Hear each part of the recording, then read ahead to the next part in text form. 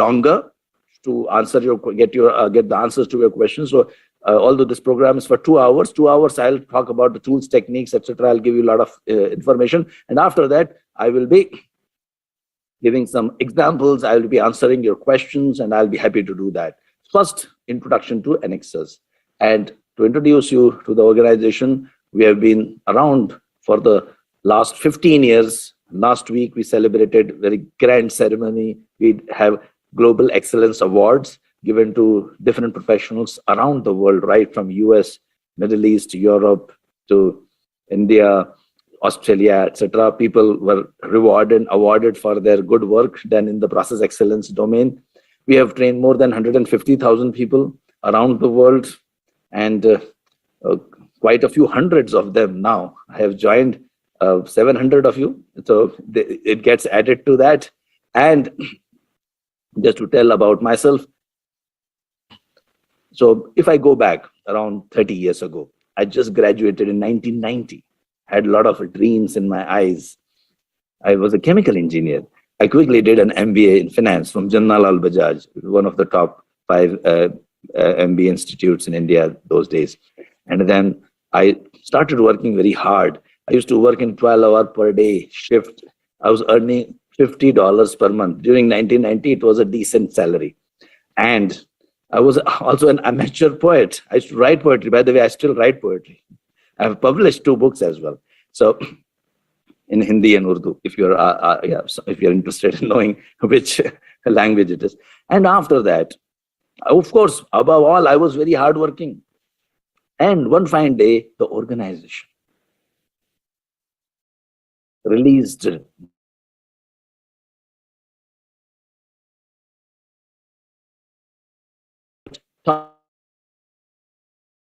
performers in the organization, and they will be given Lean Six Sigma training.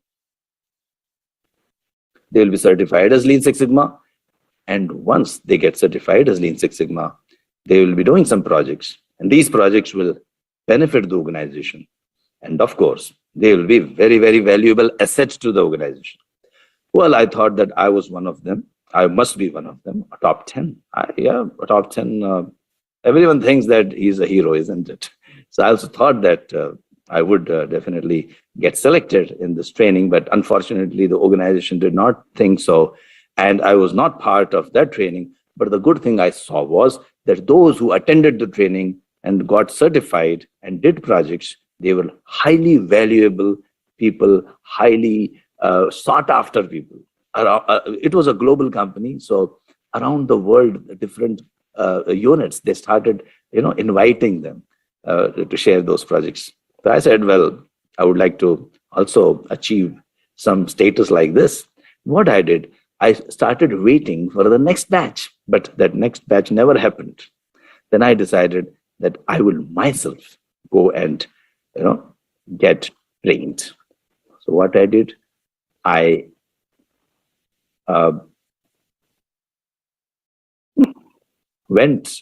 invested some money and paid $10,000 for the whole course. So $15,000 for going and coming to Paris. And I also completed a project on my own. Although I told the organization that I'm doing a project, and the organization said that, well, good, if you're able to do that, why not? And I also, after some time, was a sought after person. And today, as I stand before you, I'm a Lean Six Sigma Master Black Belt, PMP, CPHQ, with 30 years of industry experience, consulted more than 200 organizations, including Fortune 100 companies, trained more than 150,000 professionals, author of 2 books, and also a poet, and father of 2 college-going children, and husband to a pediatrician. Okay. I've guided more than 1,000 projects, and my team, along with my team, we have guided more than 10,000 projects around the world in almost every domain. I've been a speaker in various conferences. Just to tell you that I'm the right person to take this program and also teach you all the skills. Okay. And I've been appeared for TV shows, etc. as well. Just some photographs from various programs around the world. those pre-pandemic days, I used to have large batches and I was missing them. But then I realized that, well, now we have ongoing trainings thanks to my team. And we are able to do all these trainings online. This is a special batch, special photograph. This is the first ever batch in whole of Middle East conducted by any person to conduct a Lean Six Sigma black belt training, official black belt training. And I'm proud to tell you that I was the person who conducted that training. And I keep showing this photograph everywhere to everyone, wherever I go. Lots of different, this is China, Chinese hospital. They became yellow belt, green belt, black belt, and master black belts. Also attended the CPHQ training. Then they attended the project management training as well. Usually that happens. People go for a whole package. And yeah, so Europe, US, and whatnot, a lot of awards we have won over the last 15 years. And in different forums, health ministers of four countries have attended our training programs and have got certified, appeared and presented on TV. And lots of, like this was the Z Business show for 13 episodes. I talked about process excellence in industries and had a lot of fun on that TV show. You can still watch that on YouTube. Spoken in very... On 21st of May 2019, I'm going to speak in American Society of Quality's World Conference in Fort Worth, Texas. I'm going to talk about how one of the fields in artificial intelligence, robotic process automation or RPA, can be used to support process improvement initiatives along with Lean and Six Sigma. We will see how this combination leads to improved productivity, improved quality, and reduced costs.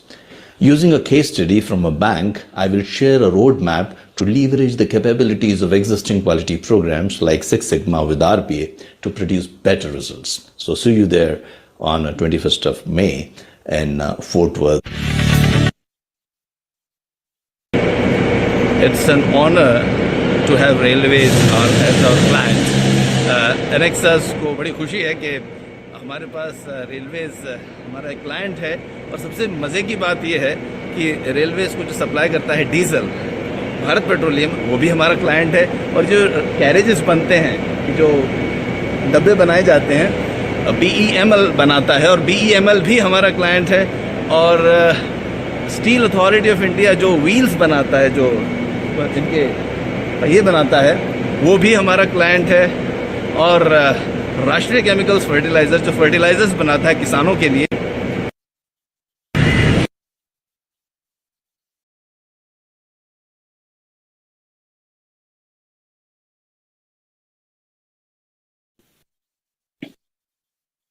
So one last video which I would like to share that this also emphasizes that when you are conducting and implementing Lean and Six Sigma, success matters.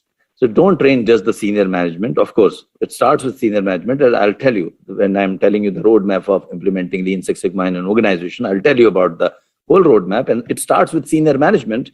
But here in this case, it was a national business company manufacturing unit in Jeddah in Saudi Arabia, where we also trained the people and the workers and operators in basic tools of Lean. And they really transformed the status of the projects, and the success rate also multiplied. So this is one thing which always should go. So Lean Six Sigma is not only about statistics. Of course, we will be learning a lot of statistics today, but along with that, it is also involving people. The advantage of conducting a Lean and Six Sigma training program and implementation is that you get to work with lots of people from various countries speaking lots of languages. I like the way we have this client where we have trained the senior management to the people on the front line.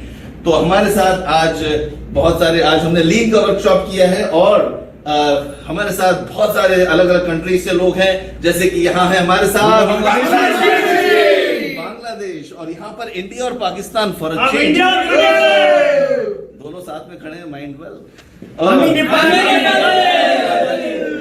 है और हमारे साथ और हम सब मिलकर बोलेंगे and we are the world. I've been regularly writing in Times of India, Arab News, and Economic Times, and Dainik Bhaskar, and published a book as well. Okay, now let us talk about Lean Six Sigma benefits. Let us talk about the benefits of Lean Six Sigma. Okay, so if you can just tell me,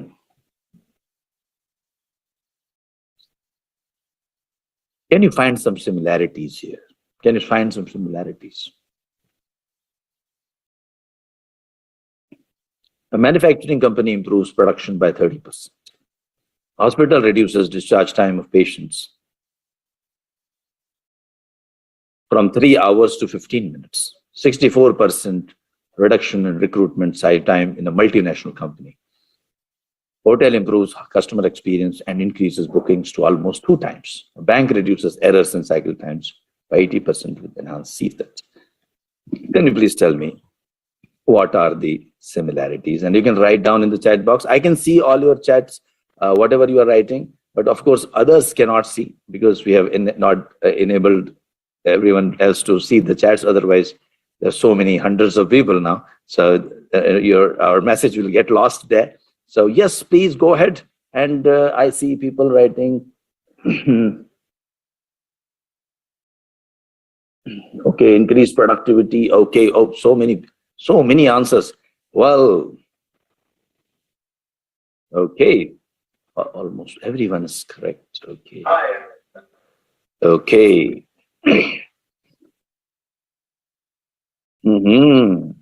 Yes, please go ahead. Go ahead. Yes, you're right. Okay. Okay, so now almost everyone is right. Everyone is right. So nice to see. Everyone is right. And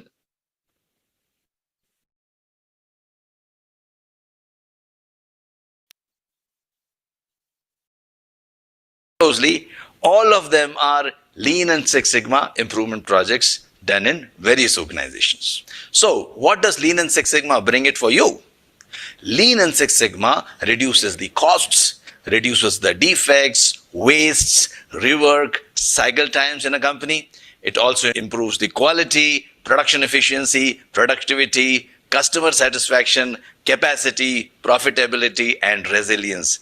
And which CEO would not love a person who can help the company achieve all these things? So, well, Lean and Six Sigma green belts and black belts are those individuals who can do improvement projects in the organization by choosing improvement opportunities and converting these improvement opportunities into projects. It all started in Motorola when Bob Galvin, the CEO, took a challenge saying that I would like to improve everything by 5 times in the organization.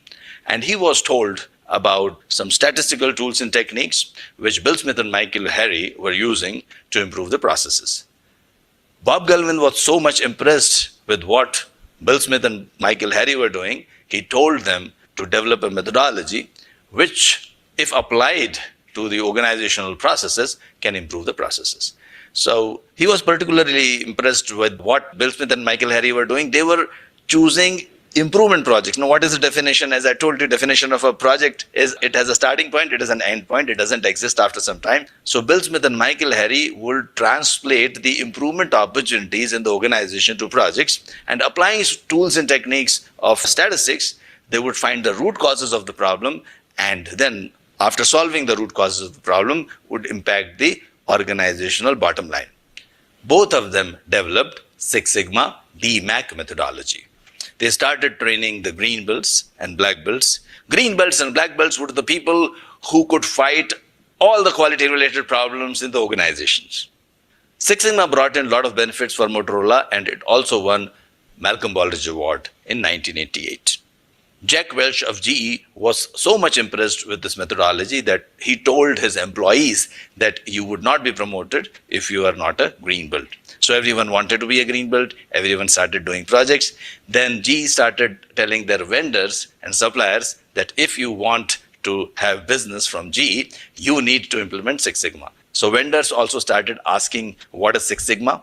And GE would say that we will send our master black belts and train you in this methodology. So in this manner, Lean Six Sigma spread out around the world. And today, almost 80% of the Fortune 100 companies and many, many more companies around the world have implemented Six Sigma and Lean. Lean started in Toyota. I will tell you the story of. So that was the brief history of what was how Lean and Six Sigma originated, or Toyota started Lean. I'll not go into the details of that right now, but let me just talk about briefly, very, very briefly, what is Lean and what is Six Sigma. So if you were to ask me in 3 to 4 sentences, can you tell me what Lean and Six Sigma, what is Lean, what is Six Sigma?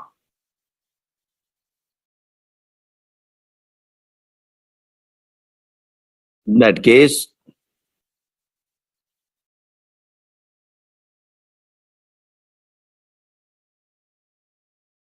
Lean is about map the process by doing a Gemba investigation. No, Gemba means going to the field, going where the actions, go to the place of action. Go to the field, see how the things are taking place, and then map the process and identify the waste in the system. And after identification of the waste in the system, try to eliminate or reduce this waste so that you are able to reduce the cycle times and reduce the errors and mistakes and defects in the processes. That is what is Lean. What is Six Sigma? Six Sigma is about understanding what the customer wants, understanding the specifications, limits of the customer, and then after that, trying to deliver to the customer within the specifications or specification limits set by the customers. Every product or service will have variation. If your product or the service is consistent, delivering quality consistently, day on a day, week on week, or month on month, the customer will trust you. And if you reduce the variation in the process, it will definitely give you more business. The customers will give you more business. So that is what a Six Sigma is. Reducing the variation so that your defects are reduced, customer satisfaction is enhanced. Now, to understand all these things in detail, that was a three sentence definition of Lean and Six Sigma. Then there is a lot of, there's more to it, I would say, not these 3 sentences. These are methodologies.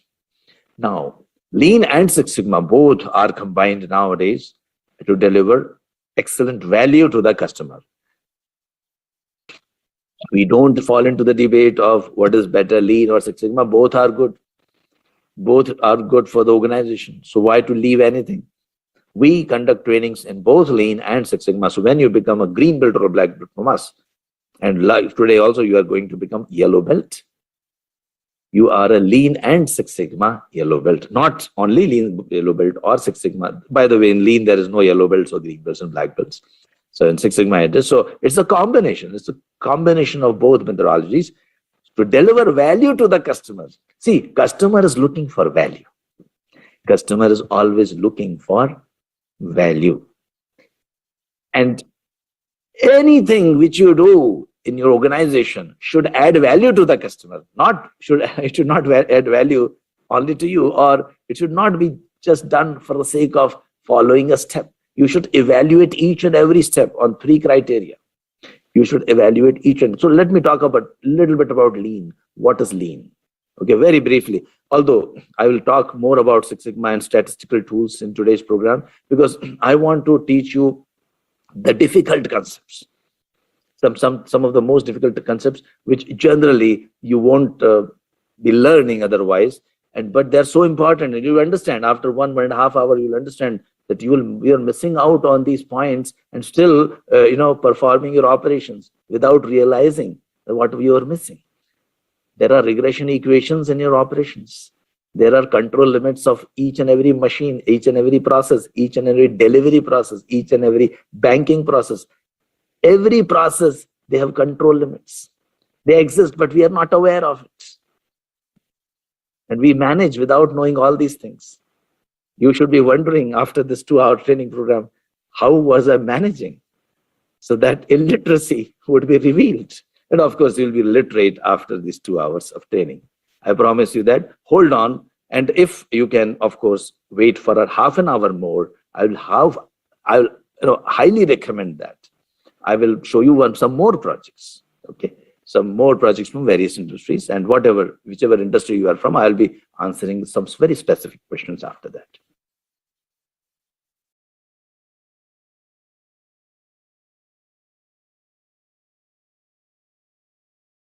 So let me pull out what is lean. Now, what I'm going to show you is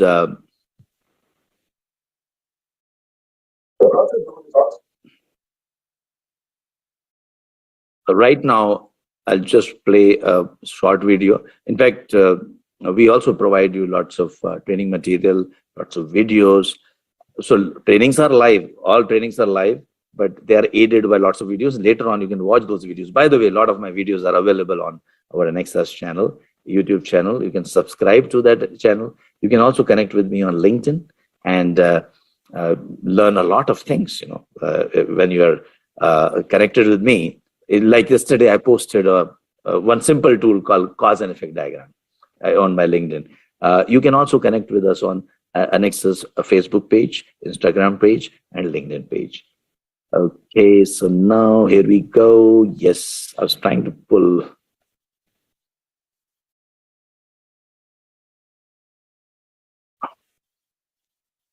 This means go where the action is, go to the place of action. Use the non-value added steps as much as possible. We start with a Gemba investigation, Gemba walk. Gemba in Japanese means go where the action is, go to the place of action. So first you go to the workplace, see how the work is being performed, you map the process as is, then identify the non-value added steps in the process and try to reduce them as much as possible. In short, some of the lean tools, when applied properly, can reduce your cycle times as much as 50 to 70%. How? By reducing the non-value added activities. There is so much of waste in the system. These non-value added activities are also known as wastes. We'll talk about the 7 wastes, but let us begin with first the process mapping. Identifying the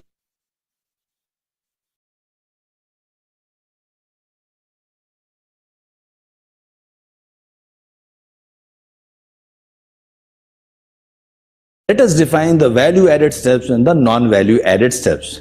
Value-added steps are those steps for which the customers are willing to pay for, which are done right the first time, means any rework, anything starting with review, rework, they are all non-value added activities. So if you are not doing right the first time, it is non-value added. And if it is done right the first time, then it is value added. And also one more criteria of assigning a step to be value added is that it should physically change the product and bring it closer to the output.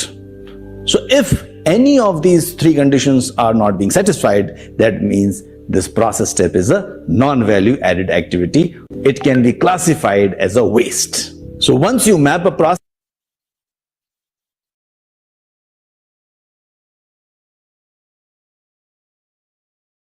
Sir, you're on mute. I hope you have understood what is waste. And once, it's very difficult. Many times, people justify that everything, whatever I'm doing is value added. But you have to think from customer's perspective, not from your perspective. So very, very important. The value is to be decided. So first you have to look at what the customer wants. So there are 7 ways. Now I've got nice videos on all these ways, but obviously due to the shortage of time, very quickly I'll tell you. Overproduction, waiting time, transportation, overprocessing, inventory, rework rejections, underutilized resources. These are the 7 or 8 wastes, waste of intelligence, waste of human mind as well. These are 7 or 8 wastes which are present in our processes. You have to develop an eye to look for a waste. And we help you to develop that. And after that, like for example, if I take an example of my own training programs, 2 years ago, I would conduct a training program in London, and I really enjoyed traveling to London, then going to New York, then going to Dubai, then going to Riyadh, then Jeddah, then Mumbai, then Bangalore, then Manila. I really traveling around the world. But if you look from customer's perspective, what was the customer looking at for these training programs? What is the value customer is asking for? It is transfer of knowledge, gaining of knowledge about Lean and Six Sigma methodologies, and ultimate value would be to save some good money for the organization. And of course, enhance the career of those individuals who are taking those training programs. But my traveling, like booking a hotel room, booking a flight, taking a taxi from my home to say airport, then waiting in the lounge and enjoying the things in the lounge, waiting for the flight to board. These were all not adding value to the customer. What was the value? Understanding of Lean Six Sigma principles. But all these activities were not adding any value. This, unfortunately, this was a waste. As per Lean, it was a waste. So identify, there are so many approvals. Approval is like, what do you do in approvals? Oh, I'll have a look and I sign on it. You have 3-4 signatures on one document. Look around in your organization, there are 4-5 signatures unnecessarily. When one signature would do, there are 5 people signing on the document. Why? Because 10 years ago, maybe when there was lack of technology, that was required. But today it is not required. Why still we are following? Because this is the policy of the company. Sorry, you need to change it. You have to have a relook at your processes. That is what is Lean. And then comes Six Sigma. Now, Six Sigma, you'll have to understand statistical tools. Not even high end, I would say basic statistical tools, because today I can teach you only basic statistical tools.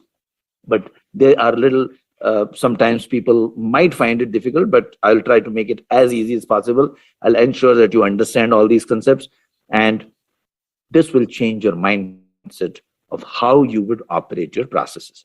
To understand that, and before I go into that 1 hour of detailed discussion, let me tell you how Lean Six Sigma is implemented in an organization. So this is easy to understand, this part, which I'm going to show you, how Lean Six Sigma is implemented, so that you understand what the Lean Six Sigma methodology is about.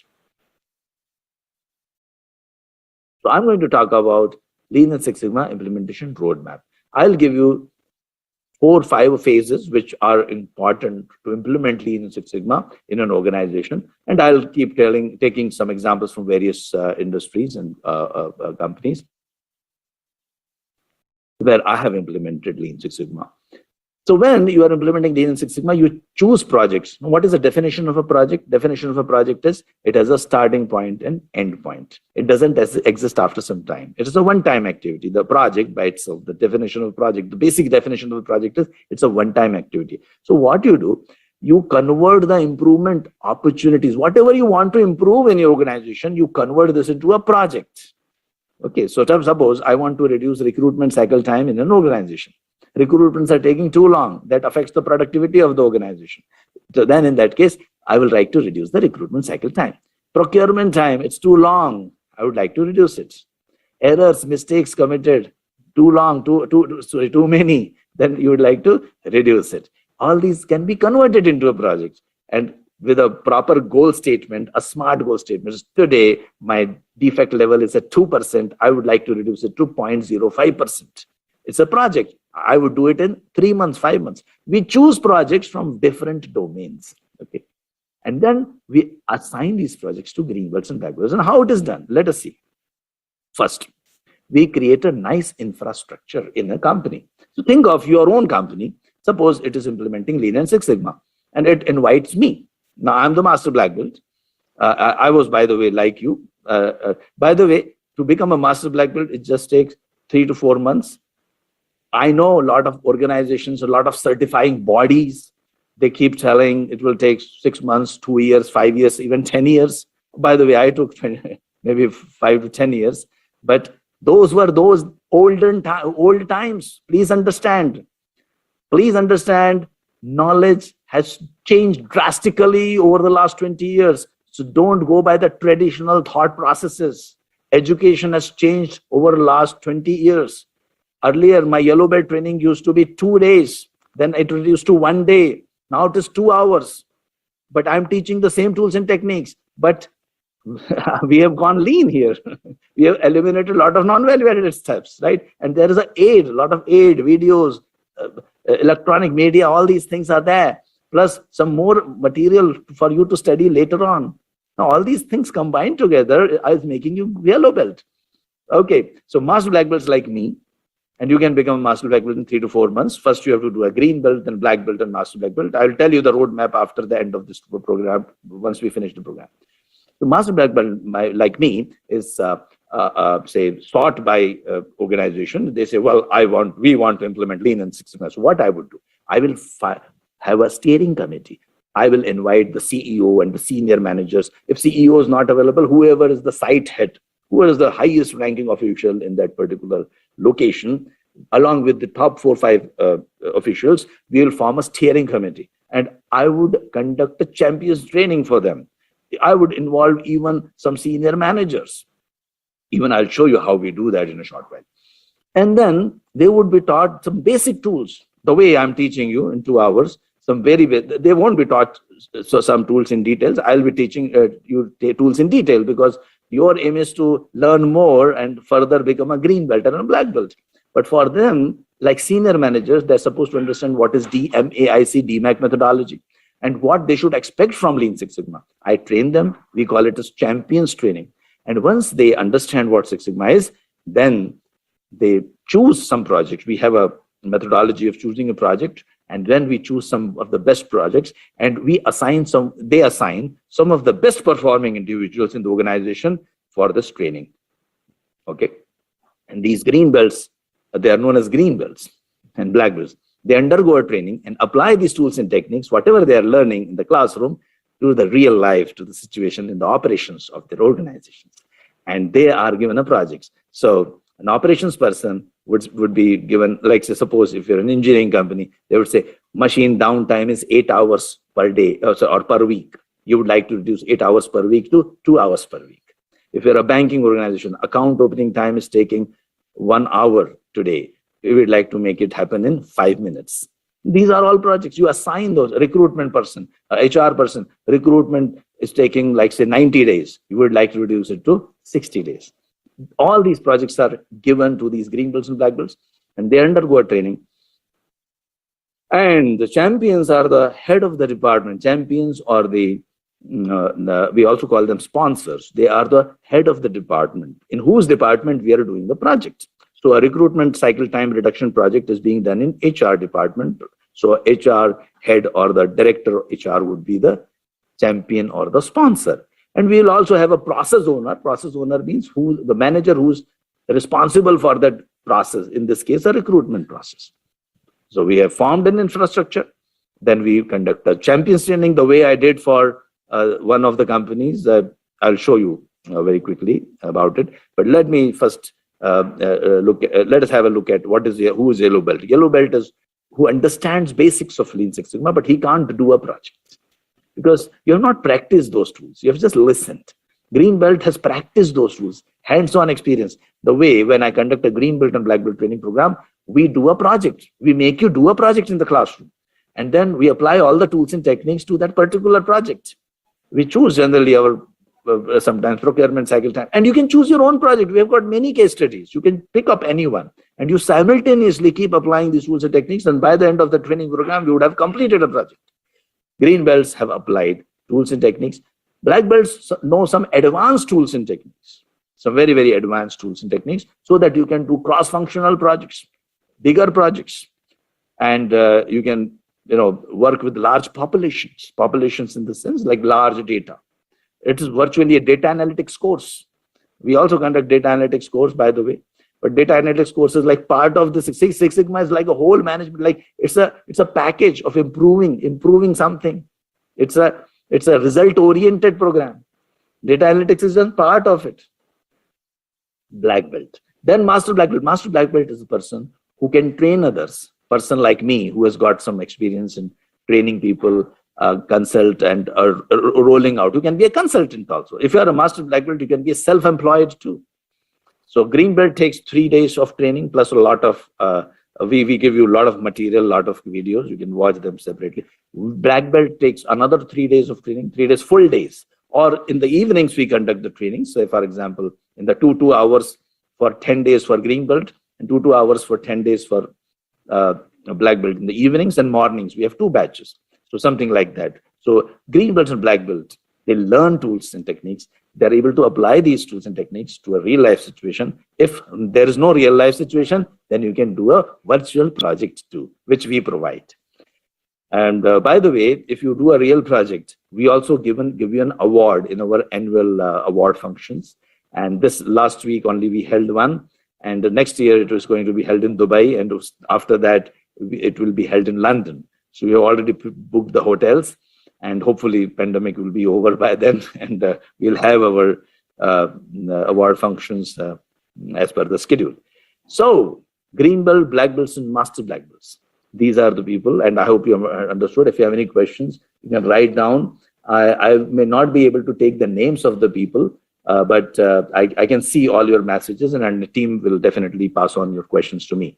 Okay, then here is so let's say this company. This was a Swiss company. It was a pharmaceutical company.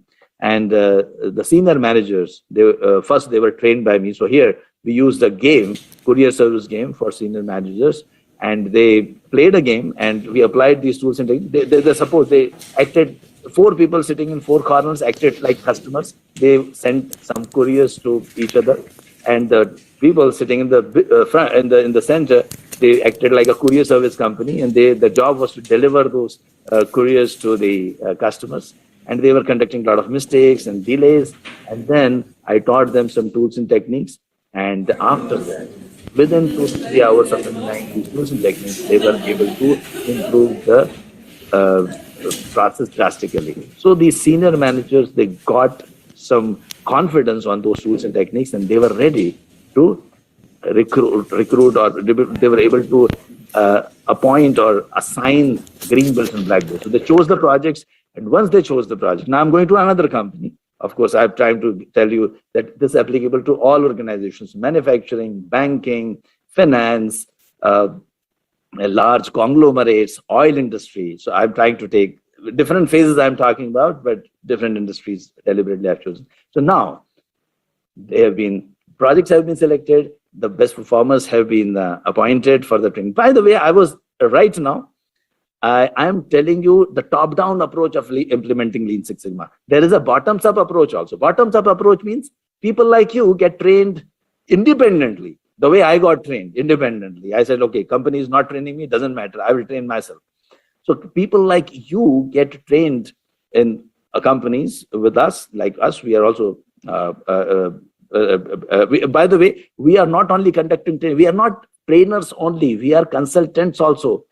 So you will be trained by the people who are actually implementing these tools and techniques day in and day out, because this is what is happening here. So that really carries a lot of weightage. The experience really counts. So now these people, the champions, have now appointed the senior, some good performers. They are undergoing a training. Team name 1, 2, 3. So this actually, okay, let me show you this, no problem. So these people who have, these are the people who have been appointed, and they Team name 1, 2, 3. So these people, the group you see, this is one group. There is another group on the other side. There are 3, 4 groups, and they are now ready to get trained. And they have just come for the first 5 minutes of the training. Every team undergoes 5 stages: forming, storming, norming, performing, and adjourning. Whenever you're doing a project, you have to first form the team. A, B, C, D, E. You are in one team. An objective of your team, the goal of your project is to reduce the recruitment cycle time, to reduce the errors in the finance process, whatever it is. And forming, storming, norming, generally we follow certain techniques. So here we give a slogan, we make a team vision, the slogan and a statement and a whoop for the team. and even a song for the team they have devised. So that's what they are presenting right now. And team leader, and your slogan, 1, 2, 3, green air, go! Okay, and your song. Retake. 1, 2, 3, go! Let's go green! Let's go green! Let's go green! We are the champions! We are the team!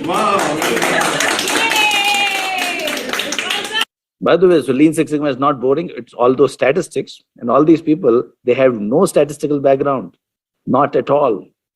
But they all learned those tools and techniques and helped improve the processes of the organization. Okay, so that was Well, once we have you Alex have with done the us. project, once you have completed the project, then the people who have completed the project, now National Healthcare Service in UK, they are also our client. So this person, Alex, has already completed. Now he's a black belt, and you have to present those projects to those people whom you saw. Now, once they complete the project, they present to the senior management in a nice ceremony, and then they get certified. Well, we have Alex with us, and he has done excellent Lean and Six Sigma projects in National Healthcare Service and in hospitals. So, Alex, would you like to tell us something about it? Hello, I'm Alex Wells, Head of Service Improvements at the Royal Liverpool University Hospital. I've been really fortunate to present today on how us as a trust are using Lean and Six Sigma principles to deliver better care for our patients. I've presented today on a lot of the work that we've done around how we've improved patient outcomes, reducing mortality, improving length of stay, and also talked about how we can actually realise some financial benefits from that. Over the past 2 years, we've been really fortunate that we've done some good work, and it's actually delivered us £2 million worth of quality efficiencies through delivering better patient care. And after that, there are a lot of credentials we have got. They have appreciated us a lot. I'm not going to show you those videos. This is a bank. So again, Hi, my name is Rajiv. I work with Bank Muscat at Oman, and Anexas consultancy led by Amitabh have helped us in the Lean Six Sigma journey. So a lot of projects completed, and finally we have got this was one wave. We choose some project, let's say 10, 15 projects. These people get trained, they executed the projects. That is one wave. The second wave after that will deliver 15 more projects. This continues year on year. I started my journey, like I remember in AXA in 2003, we launched Lean Six Sigma, and they're still running this initiative. In Maersk, I was involved in the first team when they started implementing Six Sigma. They're still running this initiative. In 2007, I started. And this company, where again, this is a logistics company in Saudi Arabia. My name is Mohammed Al-Bayati. I'm the CEO of NAPL. Through Anexas, Mr. Amitabh has taught me and more than 1,000 employees of NAPL, Six Sigma and Lean processes. This affected our bottom lines by millions of riyals, and it is having a big impact in changing our company from a local company to a regional or multinational company. Thanks to Anexas and Mr. Amitabh.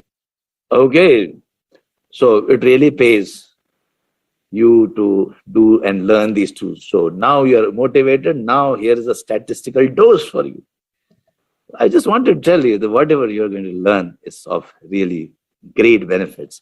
So let me introduce you some basic statistics. Okay, do you agree with the statement? There are two types of data. Some cannot be measured and some can be measured. Do you agree with that? You can write in the chat box. Some people are telling, yes, I agree. Most of you are saying agree. Some people are saying no. But let me tell you, sorry. No, it's not. You can't improve if you cannot measure, and you can measure everything. Please remember 3 rules. What are the 3 rules? You can't improve if you cannot measure. Second is, you can measure everything. And the third rule is, if you think something cannot be measured, go back to rule number 2. That means you can measure everything. Okay, jokes apart, the third rule is, if you think something cannot be measured, probably it is attribute data. So there are 2 types of data. Okay, so let me talk about the 2 types of data. Usually when we talk about data, we have three responses. I do not collect the data, or I don't want to give you the data because I don't want to expose my inefficiencies to you. Why you are asking for the data? Or we have too much of data, but I don't know what to do with that. And the third is analysis is too complicated. I'm not a mathematics person. All the three problems are solved nowadays. The days are gone. Lean Six Sigma is not for only engineers. Lean Six Sigma is for everyone. Lean Six Sigma training doesn't take 1 week, 2 weeks, and there is no one certifying body of Lean Six Sigma. Please, I'm telling you, this is a misconception. There's no one single body. Like everyone keeps like my Lean Six Sigma bodies, I'm affiliated to that. See, we are affiliated to everyone. Whichever you want to choose, doesn't matter. We are affiliated to, because officially we have to get affiliated with some. So we are affiliated to IASSC, International Association of Six Sigma Certification. One of the most important reason was it is about both Lean and Six Sigma. But there are other certification bodies. You choose any body, doesn't matter. We ourselves are a self-certification body. If you attend our trainings, you get a certificate from Anexas Europe, and that is valid worldwide. You will understand, actually in Lean Six Sigma, more than the certificate, the knowledge matters and your work matters. No one is going to have a look at your certificate. More important is how you have understood, whether you understood or not, who has taught you. Trainer is important. It's like music institution. You go to a music institute. Which university you did your music, learn your music, doesn't matter. How well you can sing, who taught you, that is more important. So please understand this part. And today you are going to learn certain things. One of them is there are two types of data, continuous data and attribute data. Okay, let me use a small video to tell you about that. And this will also enable you to understand certain things. Why and how you can measure anything in the world. How you can measure anything in the world.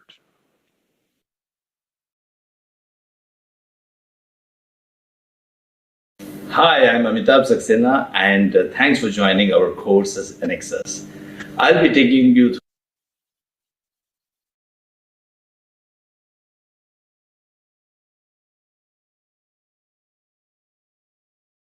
then probably it is attribute data. Now let me tell you, how can you measure anything?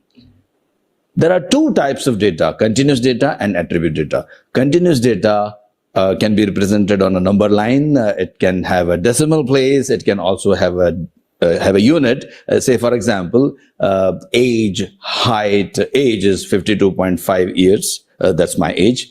Height, maybe 180.1 centimeters.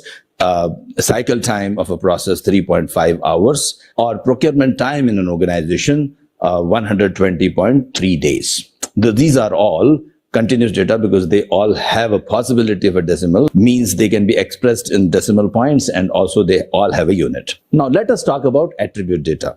Attribute data can be expressed in categories, and categories can be counted. Say, for example, if you want to measure happiness, so easiest way to measure any attribute data is to create a category, and if possible, you can create a binary category. A presence or absence of that attribute can be one of the simplest categories. So if I take the example of happiness, two categories I can create: happy, unhappy.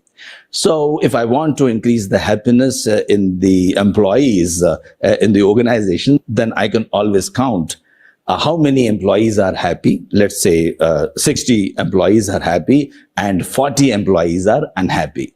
I can express this as proportion. That means proportion of happy employees in my organization is 0.6 and proportion of unhappy employees is 0.4. And it can also be expressed as percentage. Now this proportion or percentage, they don't have a unit. And a count, like 60 employees, I can't have 60.1 employees who are happy. So the count will not have any decimal point. So this is what continuous data and attribute data is. It is very important to know the difference between continuous and attribute data. And it is very important to understand what is continuous data and what is attribute data, because the tools which you are going to use in the measure and analyze phases, They depend on what type of data you are dealing with. If you are dealing with continuous data, then you might use histograms. If you are dealing with attribute data, you may use pie chart or Pareto charts or bar charts. If you are dealing with combination of continuous and attribute, like in inferential statistics, then you may be using box plots and scatter plots and regression, ANOVA, chi-square, etc. So the tool usage depends on the type of data you are dealing with. So it is very important to understand the types of data. More about it, we will discuss it. So now let me ask you a question. Can you give me an example of continuous data? And can we give me an example of attribute data? Okay. Okay. Continuous data. Tell me continuous data. Okay. Then I'll ask you a question. If you can't answer, I'll have to tell this all over again. Okay, temperature, height, weight. Okay. Great. Now, let me ask you a question.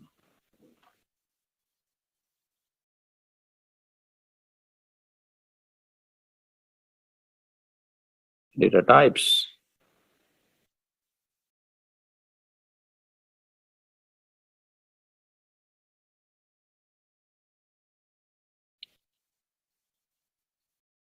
Attributes. Okay, some people said recruitment cycle time. Okay, recruitment cycle time. Recruitment time. 90.5 days. Okay. Temperature. Some people said temperature. Yes. 37.2 degrees Celsius. So you can see all of them. They have got a unit and there is a possibility of a decimal point.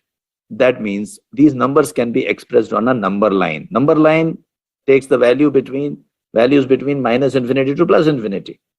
Any number 90.5369 is also possible on that continuous data. That is why it is known as continuous scale. Now, how about the attribute data? Attribute data will have attribute, as I told you. Anything which you think cannot be measured, put this as an attribute. You will be easily able to categorize that. If you are not able to categorize that, easier way to categorize anything in this world is think of that particular attribute's presence or absence. Can you tell me anything which you cannot measure? Can you give me an example? Can you give me? First of all, you should not be able to give an example because you should have been convinced by now, but still some people are still in doubt. Satisfaction, helplessness. Okay. Okay. Gender. Okay, you can. Gender so easy. Male and female, I can categorize them. Proportion and percentage. Very good. Now, I'll take an example which I really liked. Helplessness. Feeling helpless and not feeling helpless. Okay, very nice. I think this is the best example, best one. Thanks for, I forgot the name because so many people are there. Corona awareness, aware or not aware, behavior, good, bad, pain, painful, not painful. So many. See, everything is possible. Create a category, presence or absence. And I asked 10 of my employees, are you feeling helpless? Or people attending this training program, are you feeling helpless? Well, we are totally lost. Okay, we are feeling helpless. Maybe 3 people say yes. Or let's say 100 people I ask. 30 people say, I'm feeling helpless, to be very honest. 70 people say, I'm not feeling helpless. I'm feeling resourceful. And then I say, oh, by the end of 1 hour, my trainees, 30% of the people feel helpless. And 70% no. I would like to reduce this 30% to 10% or 5%. I can take up a project. I cannot improve my process if I really don't measure the helplessness. Please understand, when you are talking about something cannot be measured, probably it is just one category of an attribute. there is another category which is existing. Please be aware of that. Okay, tell me now. Quality percentage, continuous or attribute data, or defect percentage, infection rates, continuous or attribute, tell me. Continuous or attribute data. People are telling continuous data. Sorry to tell you. Again, you are mistaken. When I say infection rate, whenever there is a percentage or a proportion, it is always attribute data. When you say infection rate, actually it is telling about what? Infection. Infected patients, not infected. 98 out of 100, 0.202, 0.98, 2%, 98%. It is attributed data. Please understand, because the tool and technique which you are going to use to analyze your data depends on what type of data it is. You cannot use, like for example, when you are dealing with continuous data, you have to make a histogram. You can use it, expresses as a histogram. Recruitment cycle time, on an average 90.5 days. But I go sometimes as high as 120 days, as low as 60 days. Okay. It will follow normal distribution. Temperature, my body temperature, on an average, it is 37 degrees, or patients coming to my hospital, people coming to my in my organization, working in my organization. Every day I am collecting the data because of Corona, the pandemic. And on an average, I find it is 36.8. Sometimes it is 37. Very rarely it goes above 37.2. And very, very rarely it goes below 36 point, say 6 or so. Follows normal distribution, but here, helpless. I will use a bar chart, or I will use a pie chart. 30% are feeling helpless, 70% are feeling resourceful. Feelings, happy, sad. Nowadays, Facebook measures those feelings, right? You can measure how many, after seeing my post, how many people felt sad, how many people felt excited, how many people are encouraging. All these things, data can be collected. Please remember, you can measure everything. And then when you are measuring, please remember attributed continuous data, because the tool usage will be different. Tool usage will be different. And then when you are trying to correlate the two data, again, there will be combinations like temperature and infection. Are they correlated? Helplessness and recruitment time, are they correlated? See, anything can be correlated with everything. We are statisticians. Later on, we would like to reduce the recruitment cycle time in the organization, right? Recruitment cycle time depends on a lot of factors. Lots of factors. We can brainstorm on these causes using cause and effect diagram. We can brainstorm. There's a tool called brainstorming. Simple tool. I'll talk about that if time permits. Even I'll talk about that. But let me tell you a little bit about some in-depth statistical analysis. Now, I hope you understood what is continuous and attribute data. I hope you understood what is continuous and attribute data. Any questions on this? Okay, great. Now let me expand this a little bit. As I told you, this data follows normal distribution. What is normal distribution? Let me talk about that a little bit more. What is normal distribution? What is normal distribution? Let me talk about that. Okay, where is, oh, sorry, it got closed.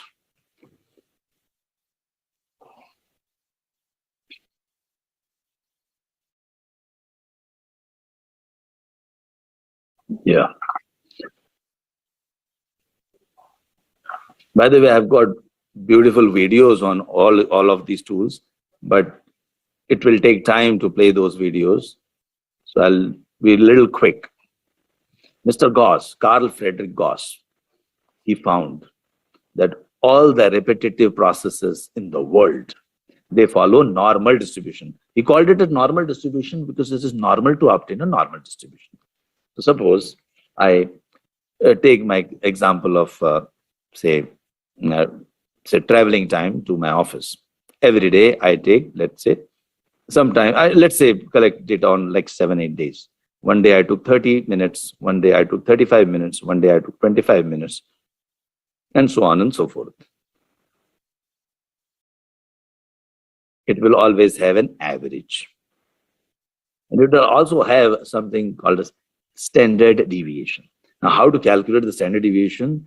I will not be covering this in this module, but just be aware of the fact the standard deviation exists. You can easily calculate. Nowadays, you can easily calculate using tools. Now, like for example, I have Minitab. I've got recruitment cycle time example of a process. I can easily, those who are green belts, black belts, I see some of my certified green belts in the, why you are here? Okay, you forgot or what? Okay, it doesn't matter. Always good to revise things. So in green belt, we give you this software, and this is Minitab software. You can also download a demo version if you want from minitab.com. And here, I can very easily calculate the average and standard deviation. So this average of this recruitment time in this company is 89, around 90 days, and the standard deviation is around 11 days. Okay, I can easily count. So don't worry about how to calculate. Nowadays, you don't have to calculate anything. You have to be able to apply those tools and techniques to your advantage. So Mr. Goss, he found that all the processes, they have an average. And this is the probability distribution of all the readings, whole population. Whole population lies between plus minus 3 standard deviations. Between plus minus 3 standard deviations. What is plus minus 3 standard deviation? 99.73% of the population lies between plus and minus 3 standard deviation. What does it mean? So I collected the data, 30 minutes, 35 minutes, 25 minutes, 26 minutes, 23 minutes, etc. Average is 30 and standard deviations, let's say 5 minutes. Now I collected how many days of sample? 6 days of sample. But now I can predict about my all 360 days of travels. Over the next 1 year, 2 years, or as long as I'm working in the same office and staying in the same home and using the almost same vehicle, how much time I will be taking? I'll be taking 30. 1 time standard deviation will be how much? Can you tell me? Some of you might be able to give me the answer. 1 time standard deviation will be how much? Standard deviation is 5. 1 time standard deviation will be 30 plus 5. That is 35. 2 times standard deviation will be, so Mohammad Kashif is answering Sachin. Oh, all of you. You are all experts. I never know. You're all experts. I should do it fast. Okay, I hope you're understanding. Anyone who's not understanding, please let me know. I'll be happy to explain because this is a yellow belt training. Yeah, so this is 20 and this is 15. Okay. So Neha is telling, okay, request you to explain. Okay, so let me explain. Average. This is average, 30 minutes, you understood? 1 time standard deviation. What? Standard deviation is how much? 5. 1 into 5 is 5. So 30 plus 5 is 35. 35 plus 5 is 40. 40 plus 5 is 45. And so on and so forth. Now what is the use of it? Now this normal distribution exists in all your processes. The amount of food you eat every day, it also follows normal distribution. The people, age group, the people who are attending this training program, if I take the age profile, it will follow normal distribution. Maybe this is the age profile of the people. Hopefully, I don't know. Average is 30, maximum 45. No, I don't think so. It will be like average will be around 35. Standard deviation will be maybe 5 or 6. So I'll have people attending ranging from 20 years to 60 years. Most of the people will be around certain age. Everywhere it is, heights of people, everything. Salaries of the people who are attending this program. All follows normal distribution. This exists in all your processes, like recruitment time, your machine running time, production, everything. Like you are a production company, operations company. 30 tons per day is your production. Standard deviation is 30 tons per day is your production average. Standard deviation is 5 tons. How did I get it? I collected the data for 30, 40 samples. By the way, let me tell you one more thing. For continuous data, you need to collect only 30 samples. And for attribute data, you need to collect around 200 to 1,100 samples. Now, there is a statistical basis for that. It is coming from central limit theorem. I would have loved to tell you about central limit theorem here, but I have another video very clearly, easily taking simple example, explaining this. You can watch this on my channel. But 30 and 200 to 100. Some people are telling, oh, how can 30, 40, 50 sample explain? See, it doesn't depend on the populations. It doesn't depend on the population. With 30 samples, I can predict about heights of all the people in the world. I do this in my green belt and black belt training programs. We take an exercise. I ask people about their heights. We calculate the average standard deviation, and based on that, we calculate the whole distribution of all the people in the world. 6 billion people. I can easily get the distribution. Average is generally 174 centimeters. Standard deviation is 6 centimeters. I can predict people are between 145 centimeters to 195 something. I like to calculate, but you can do it in this exercise with your friends. Okay, 30 samples, good enough to make a judgment about large population. Sample size doesn't depend on the population. Similarly, for attribute data, suppose 50% of the customers are unhappy with you. 50% of the customers are unhappy. Even 10 samples, if I collect, it will give me the 5 people who are unhappy. I hope you are understanding. Suppose 50% of the people are unhappy with your services in your company. I just collect 10 samples. The 5 dissatisfied customers will appear in this 10 samples, right? I don't have to collect 100. Even if I collect 100 customers, I will get 50, 51, 52. Why? I don't want to be so precise. So even 10. So sample size doesn't depend on population. You may be having 100,000 customers, but 20, 30 samples will tell me 50% of your customers are dissatisfied. Now, I am not interested in calculating 50.738% are dissatisfied. Doesn't matter. Even 50% are dissatisfied is a problem for me.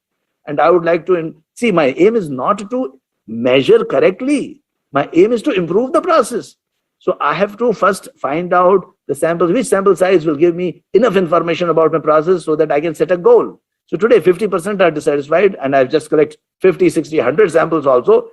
I'll get that 50% and I'll say, next time after 3 months, I'm doing a project now, customer satisfaction index to be increased from 50% to 80%. Why from 50 to 80? Because in 6 months, I can only improve that much.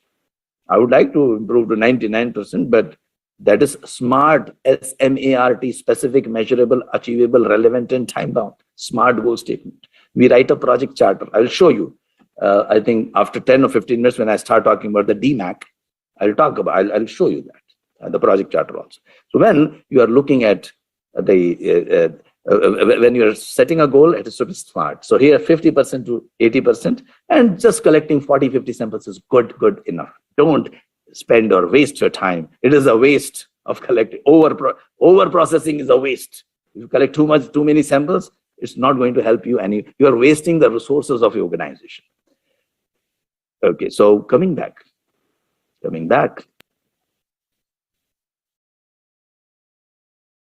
One more interesting thing, this attribute data and why it is important for you to understand. Let me ask you a question. Let's say there are 2 team members in an organization. They are doing some jobs. Or let's say, like in a hospital, there are 2 nurses, A and B. The hospital is giving vaccination, our COVID vaccine, they're giving vaccinations. And every week I receive 10 patients complain that, after getting vaccine by nurse A, I had pain. And in case of B, 20 patients complain. Which nurse is better? You can think of your own organization. A is committing 10 mistakes, B is committing 20 mistakes. Who is better? Now I see a lot of answers. Who's better? Everyone's telling A. Oh my God. Oh no. No, no, no. First of all, you have see. I've just taught you. First of all, number of mistakes. Does it have a decimal point? Does it have a decimal point? It doesn't have a decimal. It is what? It is attribute data. No, mistakes, errors, complaints. It is attribute data. Please apply this basic rule. I told you, it is not written in books. It is not written in books. Right? They will tell you about qualitative and quantitative. They will not never define it. But now let me. You know, you are now a yellow belt. That too, certified by Anexas. Yeah. Oh. We help, by the way, once you become part of our family, we help you in doing projects as well later on. Okay, stay in touch with me. Yeah. You will ask one question. Oh, this is attribute data. It is, you are telling me the information of only one category, complaints or mistakes, whatever it is. Pain, complaints. What about the other category? No pain. Okay, well, I give you this data. So A vaccinated 100 people, B vaccinated 200 people. Now tell me, in case of vaccination skill, I'm talking about that only, who is better? Both are same. Here also 10% people are complaining, here also 10%. So problem is not in the nurse. I'm trying to improve pain. I suspected nurse is an issue. 85% of the problems in the process are your company are due to processes, not people. Deming said, I am not saying that. Deming, 85% of the problems are due to the processes, not people. Change the process, same people will deliver excellent results. But you blame the people. Oh, nurse, so many complaints are there. Nurses don't know how to vaccinate. Sorry, the nurse is not an issue here. If all nurses are giving 10%, the nurse is not an issue. Something else is the issue. Maybe the vaccine is the issue. Maybe the person who is taking, in general population, 10% people will have pain. This is normal. No one to blame for it. Okay? Got it? So, very important. I told you it is important to understand types of data. I'm stuck on the basics, but so sorry to tell you, but it is very important for you to understand this. Now coming back to our normal distribution curve. I hope now it has got settled in your brain. What is 15 and 45 minutes? In my traveling time, I'm going to take between 15 to 45 minutes. This I call it as lower control limit. And this I call it as upper control limit. LCL and UCL. Control limits. Remember those words. Control limits. Okay? Control limits. Every process has got a control limit. So what is the control limit of my traveling time to my office? It is how much? 15 minutes to 45 minutes. LCL and UCL. That means I'll be taking travel time between 15 to 45 minutes whenever I travel to my office. This is the way I behave. This is also known as voice of process. VOP. Voice of process. If my process had a voice, suppose this is my process, if it had a voice, on top of its voice, it will shout, hey, Mr. Amitabh is going to take between 15 minutes to 45 minutes. Please expect him to take 15 to 45. This is the way he is. This is the way he functions. Similarly, an operations company takes 15 tons to 45 tons per day. This is the way we are. This is the way our policies are. This is the way our machines are. This is the way we have trained our people. This is the way we operate. It will continue to be in this way.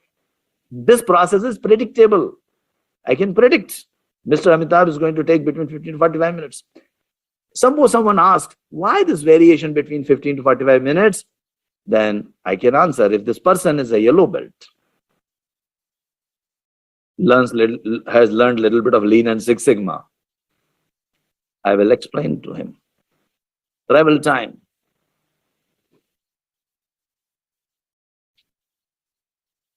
Whatever is the effect, this is why we call it as Y. And whatever is the cause, we call it as X factors. This is also known as fishbone diagram, also known as cause and effect diagram. I'll show you a video after the training. I'll show you a lot of videos of tools and techniques after completion of 2 hours. I'm just briefly referring to those tools, but there are description of tools next 1 hour after we complete this program. I'll be showing a lot of tools. My team will also give you a lot of links to those tools like FME, failure modes and effects analysis, etc. ESCAPE technique, which I'll be referring to in this yellow belt training right now. Now I'm using a Ishikawa diagram, fishbone diagram. Can you tell me what can be the reasons for my variation in the travel time? What affects my travel time? Yes, route, weather, okay, traffic, okay, my mood, yeah, okay. What else? Smashed some car, cost, vehicle, okay, vehicle, okay, you know that. Now, a statistical answer to a question, if someone asks, suppose my boss asked, yesterday you took 20 minutes, today you took 35 minutes. Why? Statistical answer would be, lot of causes are acting on my system and producing this variation. And we call this as common cause variation. We call it as common cause variation. Okay. A lot of causes are acting on my system and producing this variation. And I will tell my boss, if he is also a yellow belt or a green belt or black belt, I'll say, don't waste my time in seeking answers to common cause variation. That means, don't ask me why yesterday I took 20 minutes, 25 minutes, because a lot of factors have their own variations. Traffic is having some variation every day. Route is having some variation every day. All these causes, mood also varies every day. This all variations together are putting up and combining together and producing this 15 to 45 minutes. I'll continue tomorrow, day after tomorrow, I'll continue to operate in 15 to 45 minutes. But suppose in one day, I took, say, 90 minutes. Then I can give you one specific reason. Today, my vehicle broke down. We call it special cause variation. So whenever I go out of control limits, we call it as this is an out of control process. I say there is a special cause variation in my process. I hope you understand this. I understood what is common cause variation, special cause variation. Special cause variation, I have to take immediate action. Special cause variation, what I have to do? I have to take immediate action. Operations manager will take, like boss will ask, what happened 90 minutes today, Amitabh? So actually, I had my relative, he came to my home and I wanted to show him around. He'll say, well, how long he's going to stay? I say 10 days. And he's worried. Every day you are going to complain. He'll tell, please find a solution to that. And he will take immediate action. He'll ask me to take immediate action. But for this variation, no immediate action can be taken. But that's what happens in an organization. We are mistaken. In a sales company, let's say this is a sales process, $15,000 to $45,000 is our daily sales or weekly sales or monthly sales, whatever it is. We achieved best sales, Yahoo! Team, great job done, 40. Excellent, good job done. And then what happens? They have a nice cafeteria. Go to the cafeteria and celebrate also. Next week it goes down. The manager is thinking, why did I celebrate? I think now recognition has backfired. It goes down to 35. Again, it goes down to 30. Now he's worried.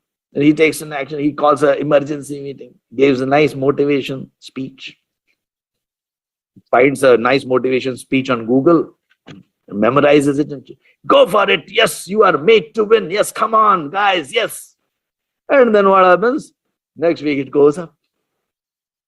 Aha.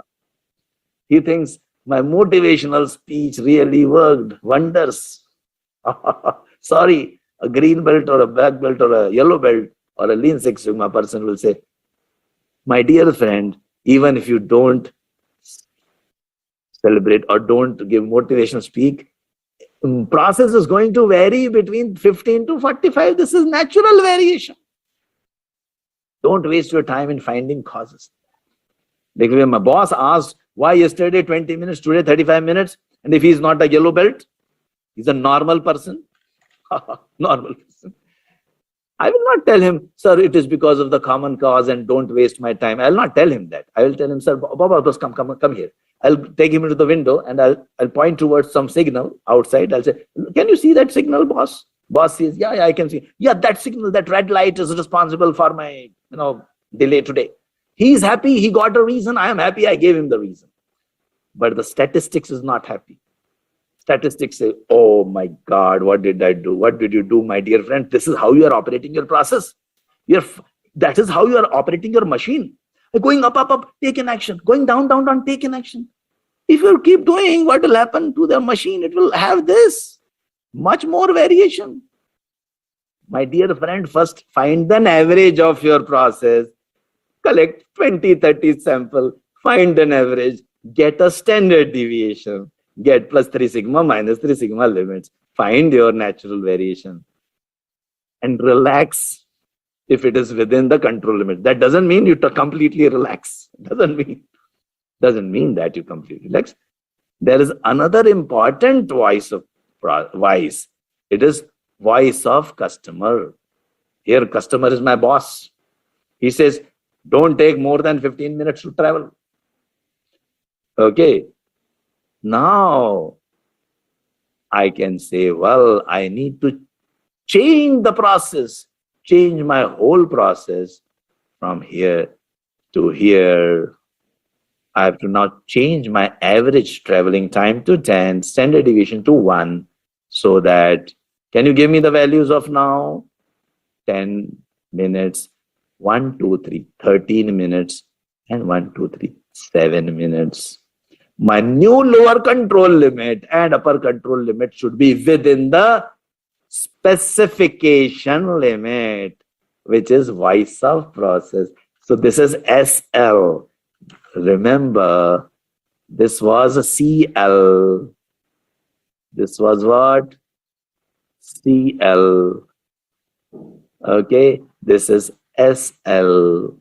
Specification limit. Specification limit is voice of customer, given by the customer. CL is given by the process. This is the way I am operating. This is the way I will behave. Your policies, the procedures, the training, the equipment, the way you maintain your equipment, this is the way I am behaving.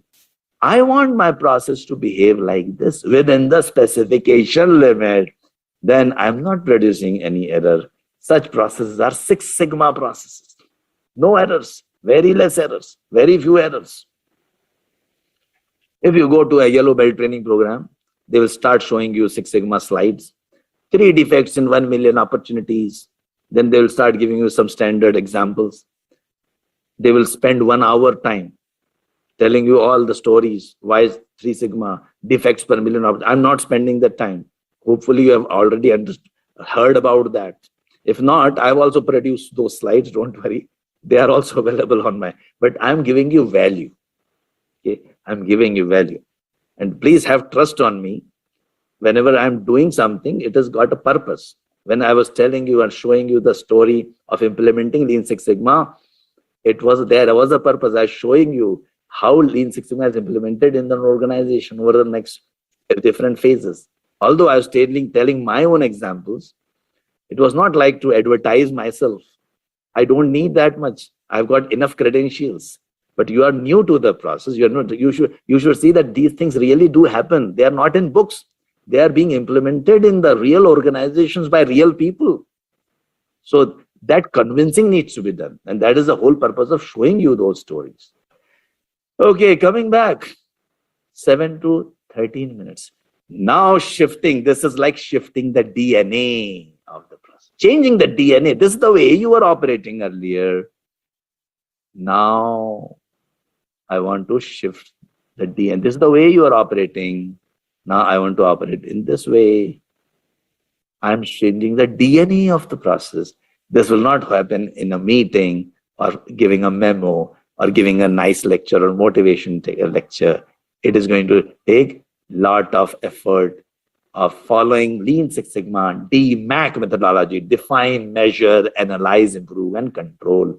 DMAIC. Okay, DMAC. Then you have to identify which of the process is the root cause. Like so many X factors are there. Which of them is affecting why I'm at 30? Of course, I just took an example of traveling time. If I take an example of sales process, your voice of customer would be increase the sales, isn't it? You're not happy with the, you're not looking for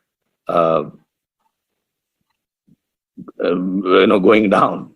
So here you'll be looking at increasing the sales above 50, and here your effort will be to shift. This takes efforts. DMAC, define, measure, analyze. Let me talk about that. By the way, let me talk one or two more tools, some statistical tools.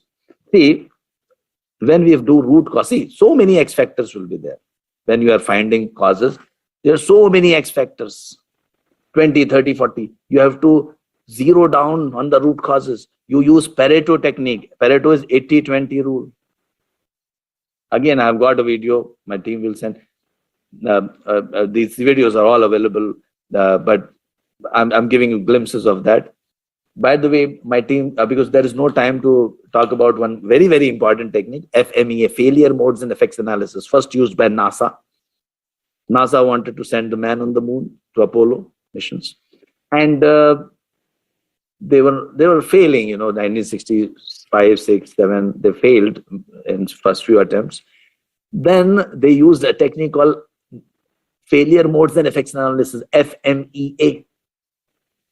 So my team, if you can put that FMEA, that 7-8 minutes video explaining FMEA, that is there, you can watch, because I can see there is not enough time left for teaching FMEA. So I'm just putting that FMEA tool, and you can watch that anytime, and you will understand what is FMEA. I've taken a day-to-day example of going to office and how you can, improve any process.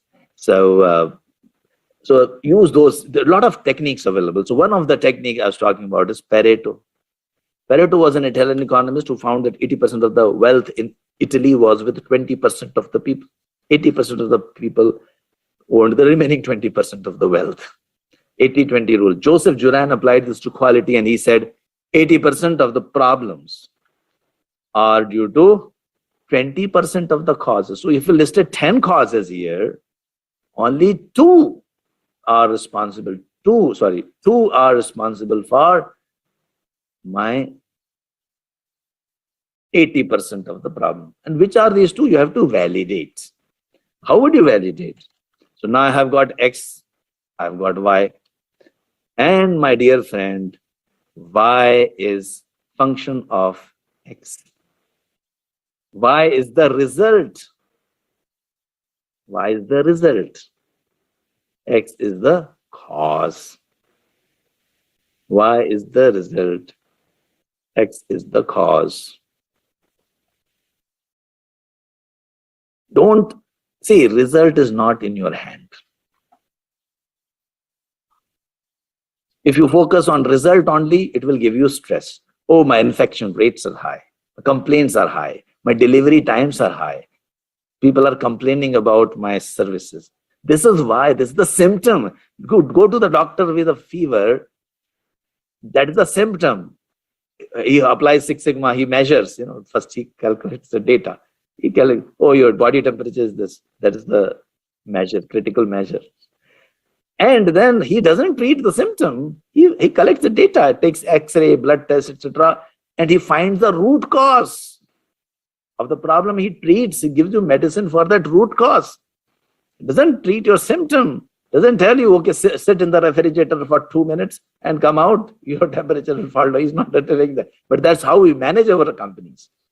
Oh, my customer complaints are high. We'll have a meeting, emergency meeting. And we are trying to reduce the body temperature.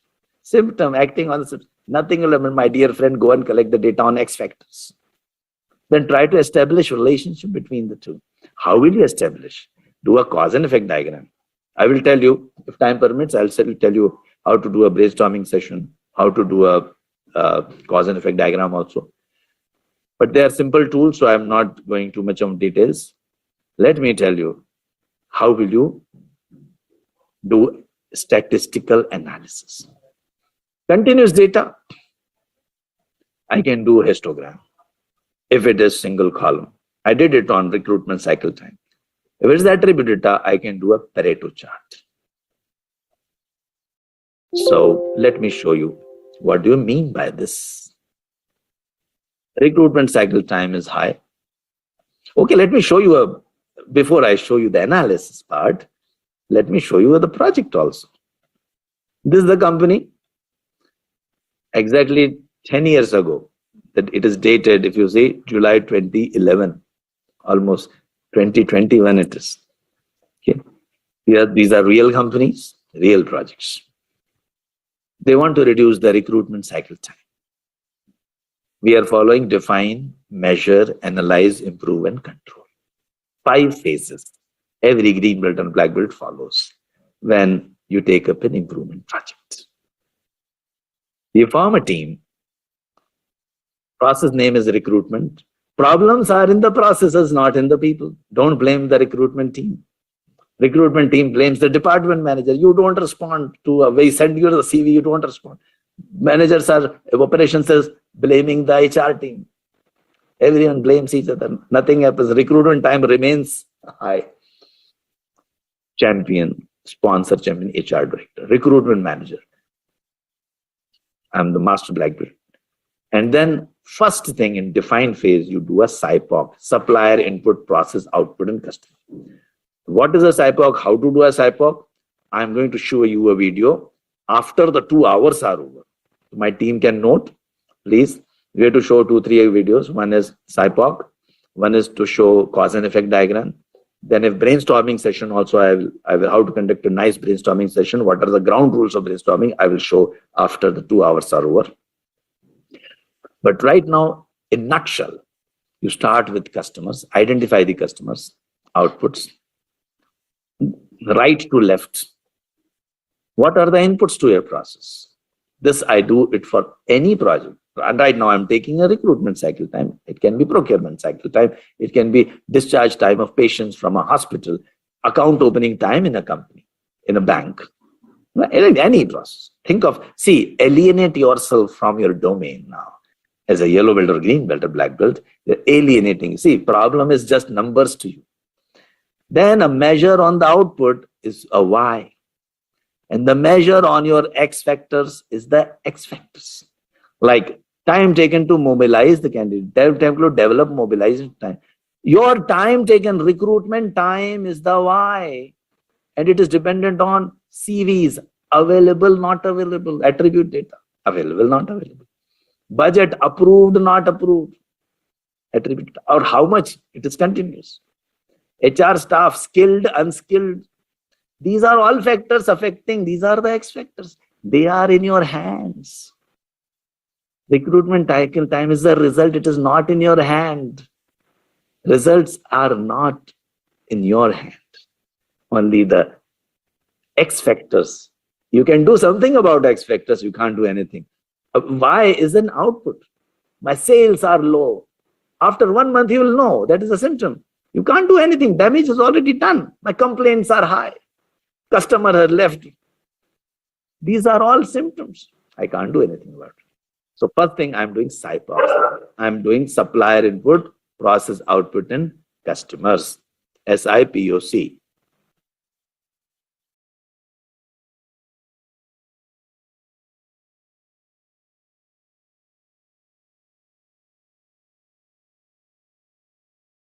So customers, output, process, input, and suppliers.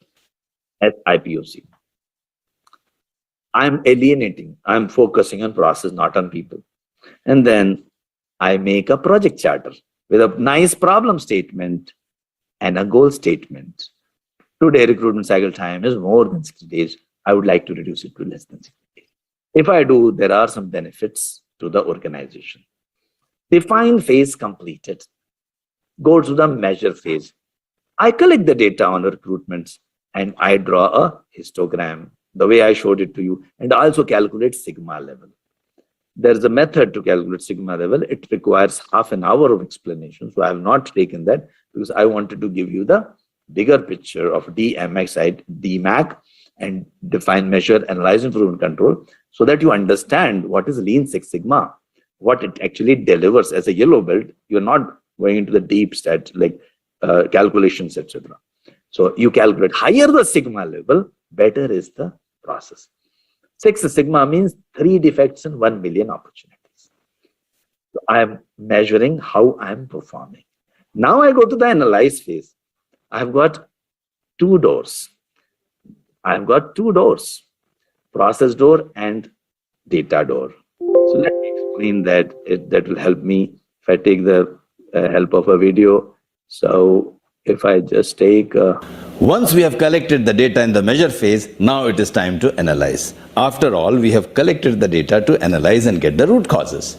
How would you do that? You can follow 2 doors, process door and data door. In the data door, generally you start with a cause and effect diagram, then move to control impact matrix, then maybe you would like to do the root cause analysis using 5 why techniques, or you can move on to the Pareto analysis and get your vital few. Once you have got the root causes, you can validate them using box plots and scatter plots. In the process door, you'll do the value stream mapping and get the non-value added activities and move the 7 wastes and identify which activity is taking longest time. You identify the constraint and then you apply techniques like escape technique to further improve the process and suggest a new process. Whichever route you are following, finally you will end up getting the root causes of your problems. And once you have got the root causes, then you can move on to the improve phase. So let us start talking about the analyze phase. The goal of the analyze phase is identifying the root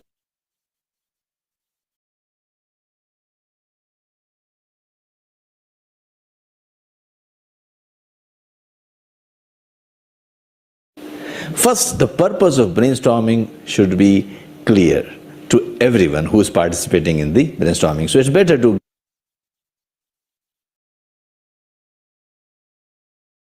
followed in brainstorming. The rules of brainstorming are: give equal opportunity to everyone who is participating. So tell them to participate, and you can use different techniques. As I told you, we will be learning in the improve phase. Capture all the ideas, so document all the ideas, whatever is being discussed, whatever ideas the participants are given, someone should be there to document, or a scribe you can appoint to document all the ideas. Leave your designation and ego along with your shoes outside the meeting room. That means don't think that if you are senior, your idea carries more weightage. So obviously this ground rule should be very clear to everyone, and everyone should be encouraged to give an idea, and everyone's idea should carry equal weightage. There should be a non-threatening environment. When people are giving ideas, they should not be afraid of giving ideas. So you should create an environment where people should be encouraged to give the ideas. Also, we should ensure that wherever the brainstorming is taking place, there should not be any disturbance, so people are focused on brainstorming. Sometimes people might deviate from the topics. There is a tendency that some important issue crops up during the discussion. So at that time, you can always create a parking lot saying that, well, this idea or this issue is very, very important, and we can park it to be discussed after a while once we complete the brainstorming on this particular topic. We should encourage people to fantasize freely. we should not put brakes on our thoughts. So you can give some out-of-the-box ideas, you can give some wild ideas, and if people are giving you wild ideas, they should be encouraged. If you give a specific duration of brainstorming, we should try to complete the brainstorming within the time duration and defer evaluation. Now, this is one of the rules which is often violated. People start discussing the ideas. Someone gives an idea and someone else says, well, it will not work in an organization. Or some other person gives an idea and someone else comments that, wow, it's a great idea. So don't evaluate. Reserve your comments for evaluation at a later stage. When you are generating the idea, when you are generating the root causes, they are not to be evaluated. You cannot say that it is a good idea or this is a very good root cause which you have thought of. No evaluation, just write down whatever is being suggested. Generate quantity, do not worry about the quality at the initial stages. So you have to generate lots of root causes, lots of solutions, more the better.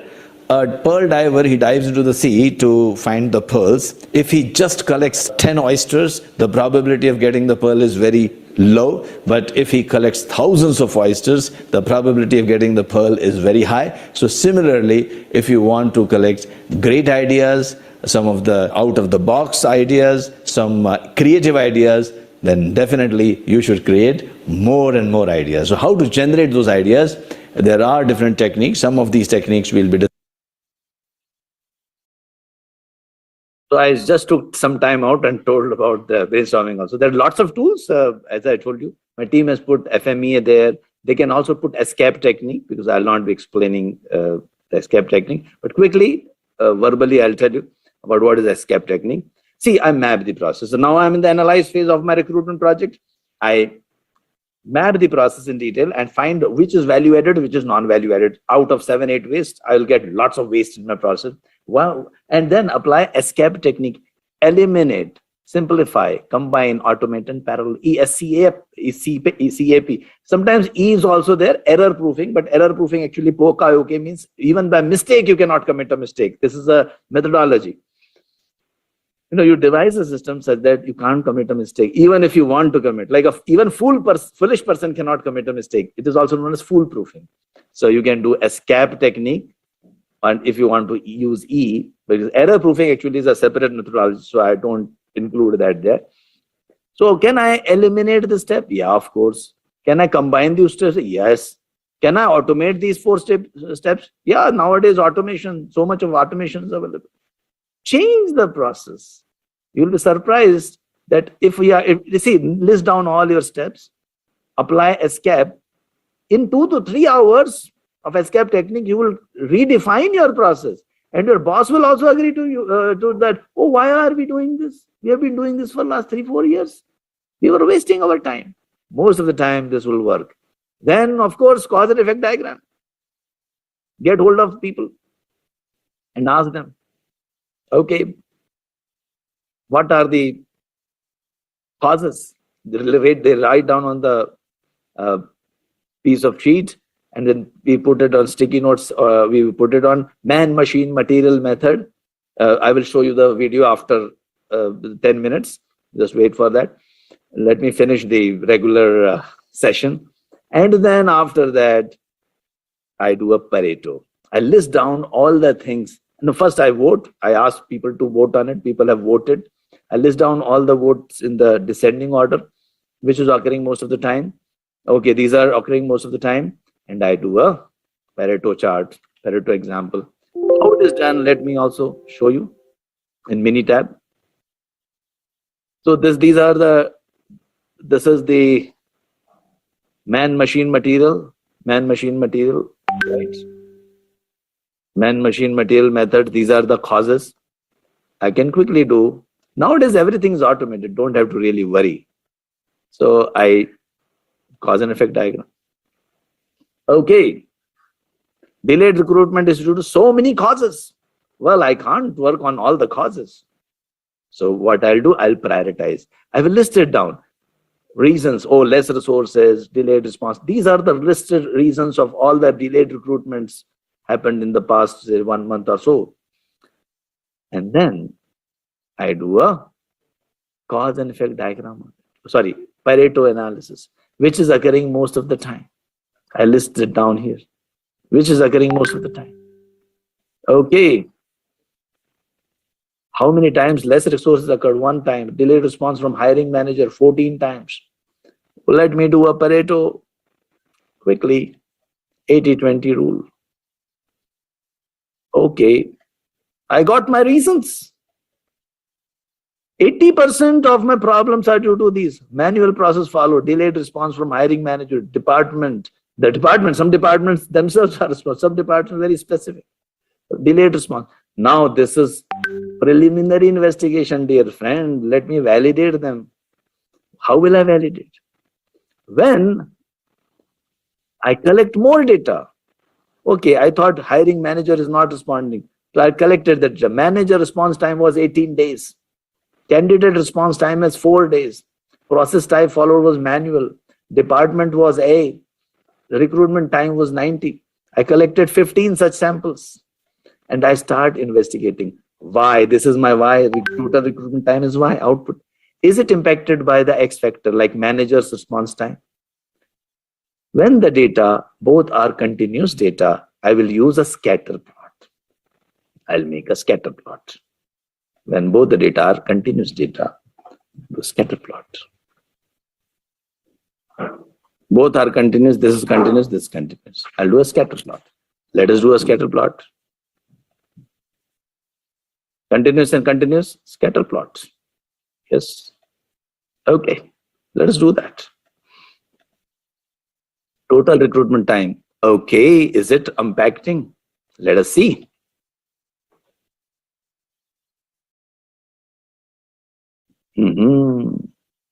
I'll put it both values. Manager response time. Oh, appears to be impacting. There's a relation, positive correlation. And I can even calculate this regression equation. No time to calculate, tell you about regression equations. Like it can predict. I can predict if manager responds in 18 days, how much will be the recruitment time? It's a straight line equation. Very easily I can predict. Just 2 clicks, I can get my regression equation.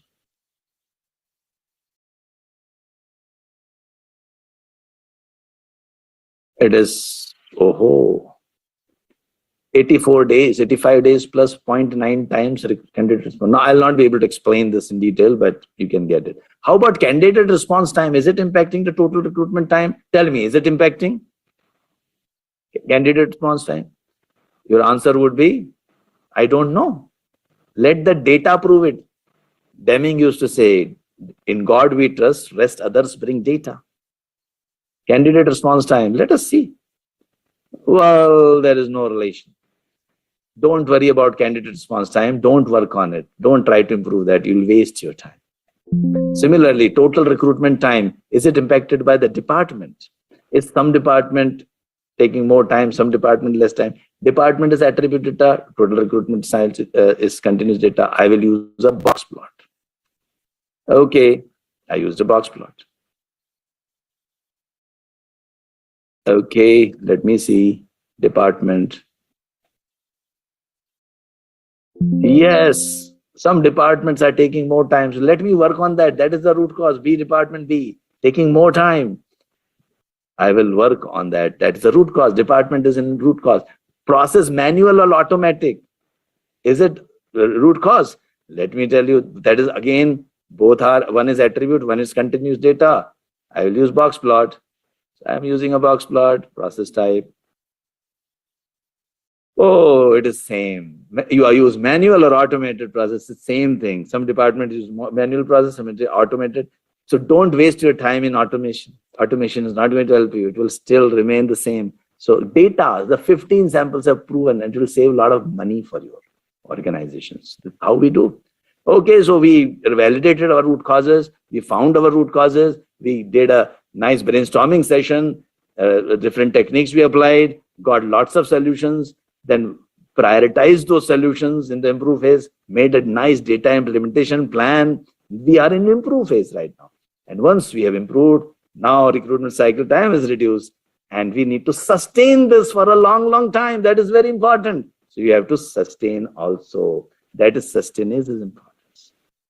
So You put some control system like control plans, control charts. Control charts, I told you, they made a control chart, and let us observe our process on a regular basis and try to maintain it within control.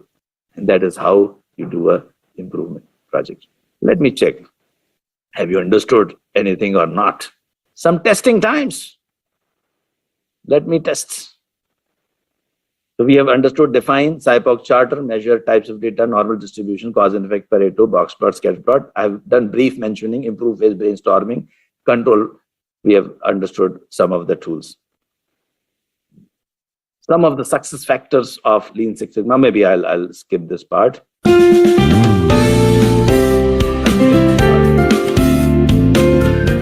Here are my top 3 reasons why some Lean and Six Sigma projects succeed while others don't.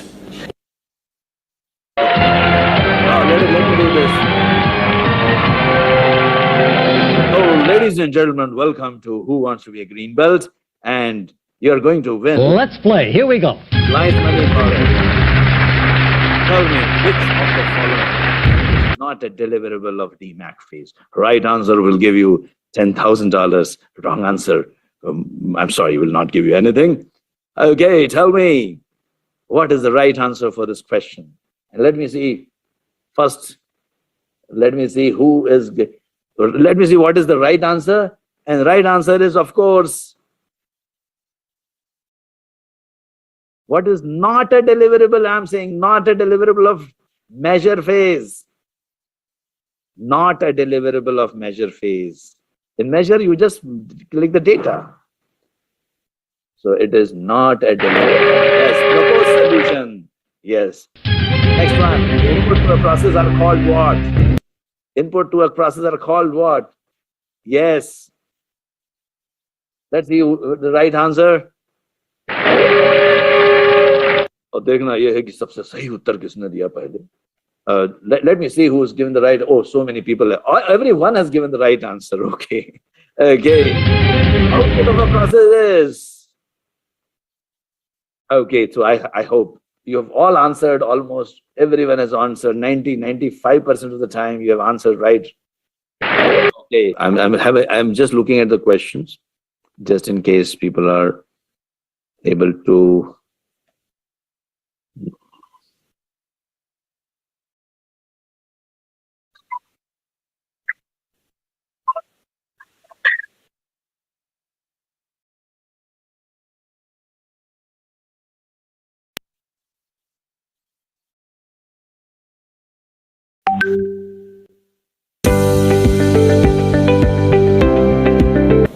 Now we are going to talk about one of the easiest but very effective 7 basic quality tools. This is about a root cause analysis tool which can be used to structure a brainstorming session. That's right, I'm going to give you some information about the very famous and useful fishbone diagram. Fishbone diagram is also known as the Ishikawa diagram. It is a cause and effect diagram that helps managers to track down the reasons for imperfections, variations, defects, or failures. The fishbone diagram identifies many possible causes for an effect or problem, and that is why you can use it to structure a brainstorming session.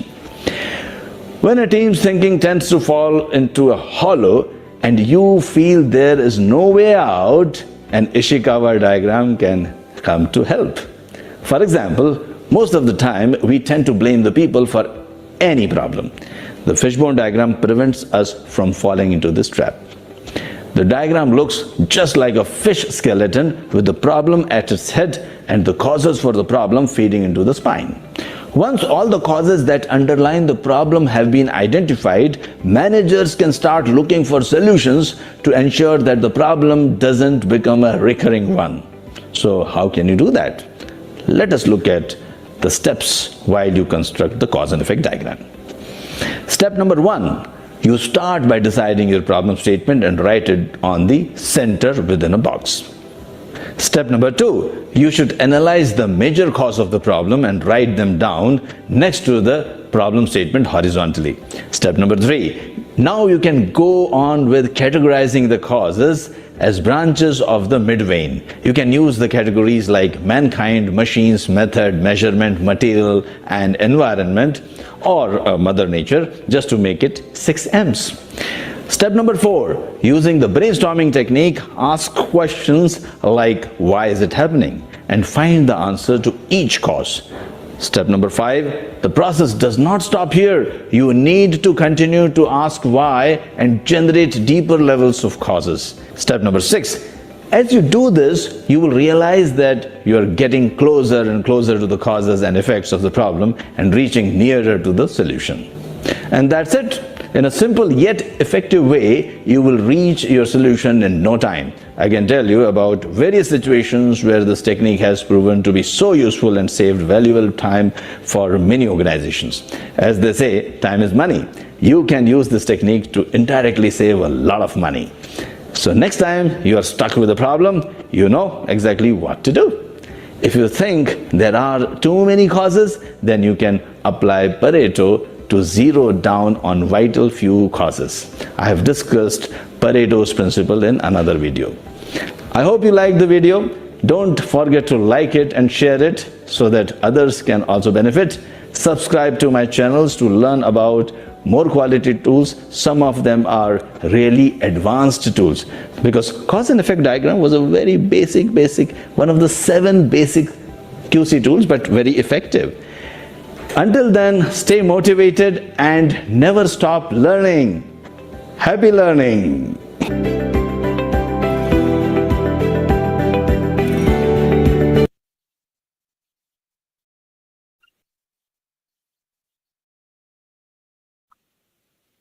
Yeah, now let us look at other questions. Is the certificate going to help me to get the job? Yes, of course. Tell me, if a person knows all these tools and techniques, a manager will like to have such a person in the team, right? So these tools and techniques, see, there are, but trust me, if I am a manager or running operations of an organization, if someone knows about these tools like Pareto chart, cause and effect diagram, understanding of control limits, voice of process, specification limits, definitely I would like to have a person like this in my team, because it will help me. Which organization would not like to have such a person? And a lot of companies, they've started asking minimum qualification. Sometimes you should be a green belt. It is not necessary that you have to join quality. You can still remain an accountant, remain an engineer, remain a chef, a doctor. A lot of doctors, more than 3,000 doctors have been certified by us as black belts. You still remain as a doctor, continue, in your regular profession, but this is just will help you to complete your job much more effectively. Okay. Then, yes.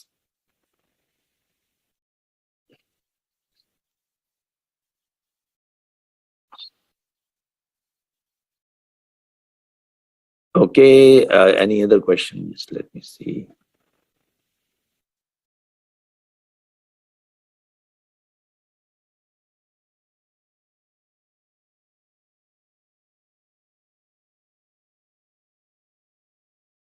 Yeah, other question? You can play, okay, if you have got some,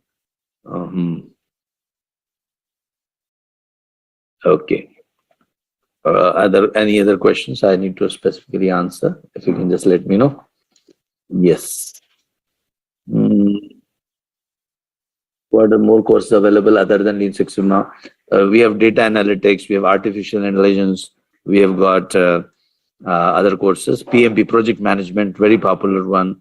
Then we have got a CPHQ, certified professional in healthcare quality. Okay. Mechanical design engineer will be benefit. Yes, of course. A lot of tools like Kano analysis, FMEA, failure modes and effects analysis. These are all used in design. Okay. And we are following the world body of knowledge of IASSC, ASQ. See, all the body is almost like Lean Six Sigma body of knowledge is almost same in almost all the certifying companies. We are affiliated to IASSC, so we are following both Lean and Six Sigma. But it is all all the certifying bodies. Like our certificate is valid everywhere, so that's one thing, important thing to note. And if you want to appear for some other certificate exam also, feel free to do that. Your learning you get from this company will help you to appear for or crack any exam. Sometimes your own company conducts a separate certification, because see, there is no one body of certification in Lean Six Sigma. There are several. And why it is, see, Lean Six Sigma is more of proving something. It is not, it is not like some standardized thing, some university which is giving you a little bit of, that there's only one body and no one else can give the certificates. It's not like that. Okay. Anyway, rather than admin questions, I'll answer the technical questions. Will the 50 to 75% discount apply to all students? No. Anyone who registers today and tomorrow, it is applicable to everyone. Plus, students will get some more discounts. On top of it, students get more discounts. But for today and tomorrow, 50 to 75% is applicable for almost everyone. To almost everyone. You can check with my team how much is applicable for today.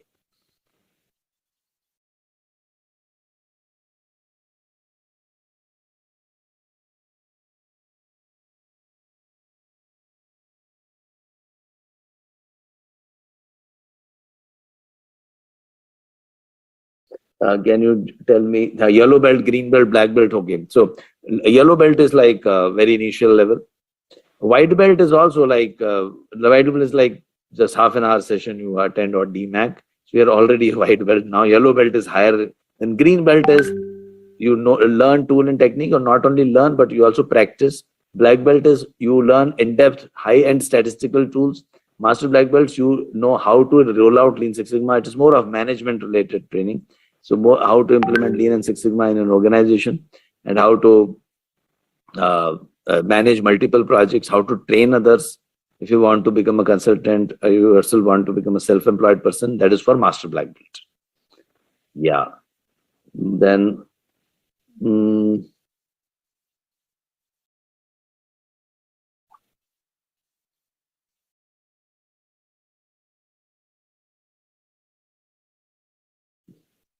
contacts, can you write the contact email ID? My team can write in the chat box contact email ID so that they can connect with us.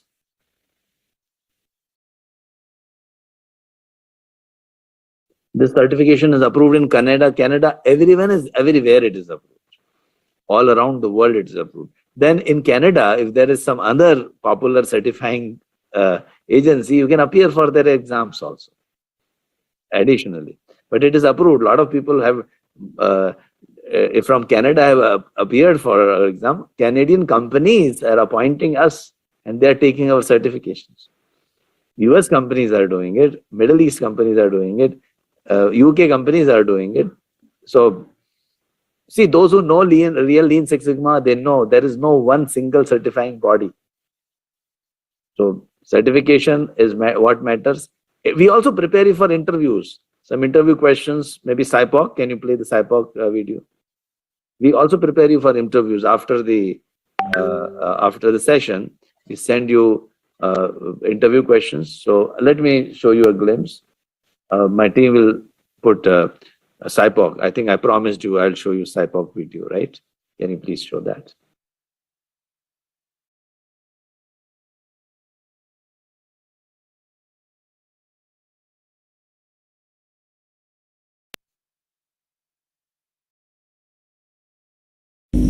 We are discussing about the Lean and Six Sigma interview questions. Let me talk about CPHQ. CPHQ is a tool derived from Deming's systems approach. He used to say that 85% of the problems are due to the processes and only 15% are contributed by the people. It is a tool that gives you 50,000 feet overview of the process. If you give me only one page to give maximum information about a process, then I would use a SIPOC. So if you are asked about the SIPOC, then you can say that it is a tool that is used to see the overall process in one instant. It gives the whole picture of suppliers, inputs, process, output, and customers. And the SIPOC, the acronym, stands for that. It makes us follow the systems approach of Deming. It is usually done in the define phase immediately after you have written the project charter. Once we know the project, then we make a SIPOC on the process in which you are doing the project. This helps us to focus on the process rather than blaming the people for all the defects, errors, and delays. To make a SIPOC, we move from right to left. That means we start by identifying the customers, then the output, then process steps, and the inputs and the suppliers. SIPOC helps us to identify the inputs or the X factors which are influencing our output, that is the Y. Because Y is function of X, SIPOC is the starting point of using the statistical methods. After that, you can give an example of a SIPOC of a process from the organization for which you are appearing for an interview. I hope you found this useful. If you liked it, then you can forward to your friends too, and keep letting me know which questions you would like me to answer.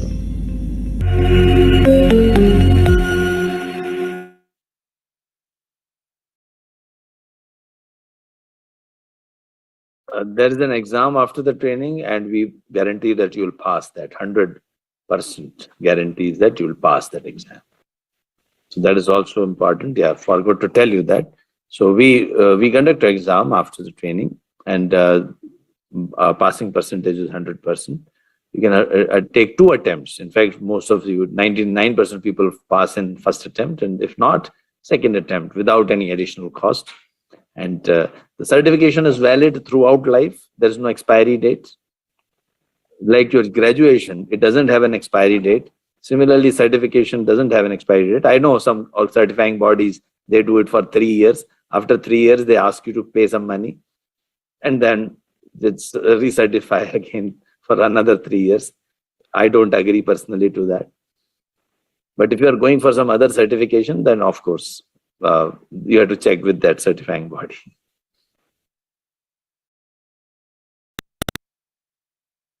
And stay connected with me on LinkedIn. Yeah. Lean and Six Sigma is an improvement methodology which reduces. Okay, so can you please share the dates, please? So all of you are invited to join my sessions, and if you can share the dates, please, the screen which contains the dates. So we'll show you some the dates of our next training programs, and if you are interested, you can join in the link. The link is given here, and you can register yourself for our certification.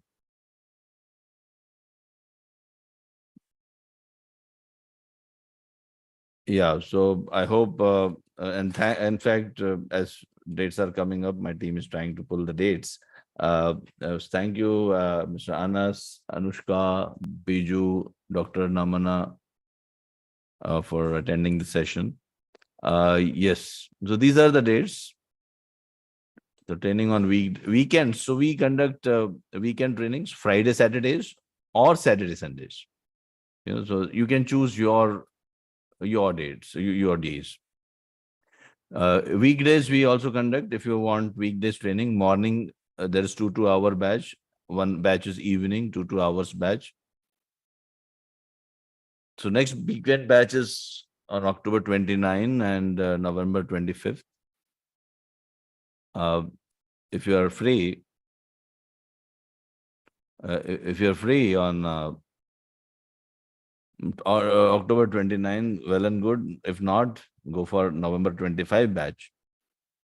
Okay, so these are the dates, and weekdays we are starting on October 31st or November 30th. And similarly, the other one also, a morning or evening. You can join either morning, you can join either evening, you can join, see, if you register once, you can join any batch, but stick to one batch.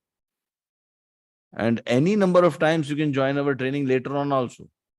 Suppose you have attended our session once. In future, in the forthcoming years, you can join our training any number of times, live training. Recordings will be given to you, of course, plus even live sessions also. Next batch you can join. And you can also do a project. I'll guide you to do the project also. So that is also one of the things, one of the important things is this. Yes. Now I'd like to ask you one question here, and if you can just answer this question.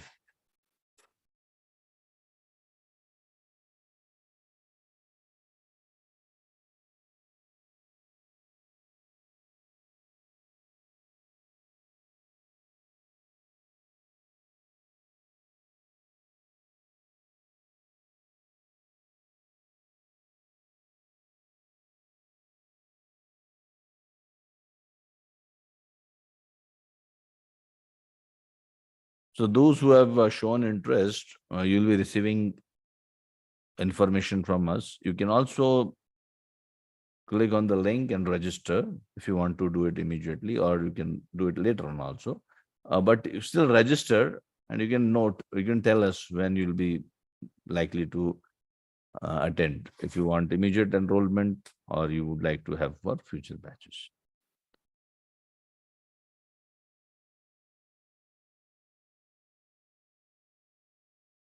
Okay, great.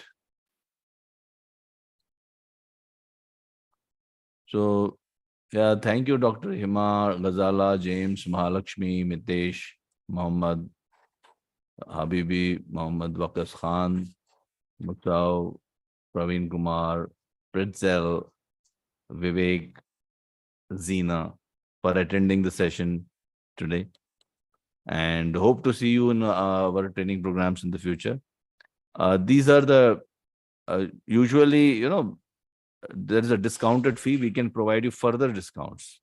You know, we can further provide you discounts if you connect with us today or tomorrow, if you are connecting with us. So we have got some offers till tomorrow. So to know these offers, you can always connect with us. So these are the published rates, but not only discount, on discounted fee also, we can provide some discounts.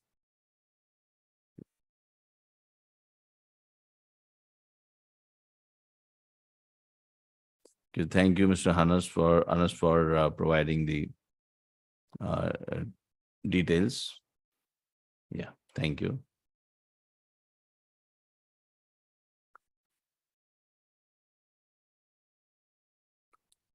Any other questions? Any other questions you have?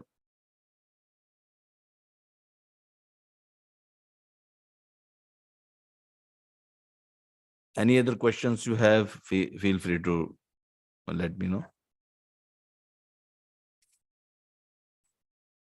Okay. So I'll keep playing some videos. Let us. You have Miral's video with you.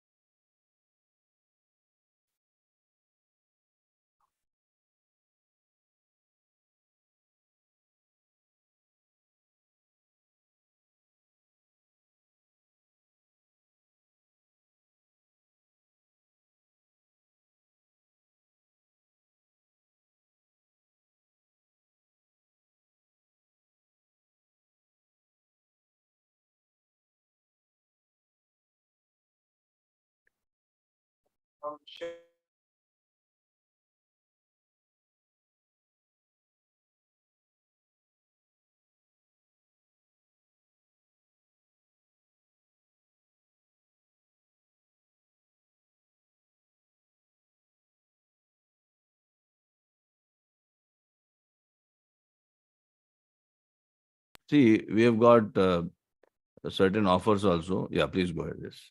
My name is Martina. I'm working at Experience Hub as a head of product and contracting.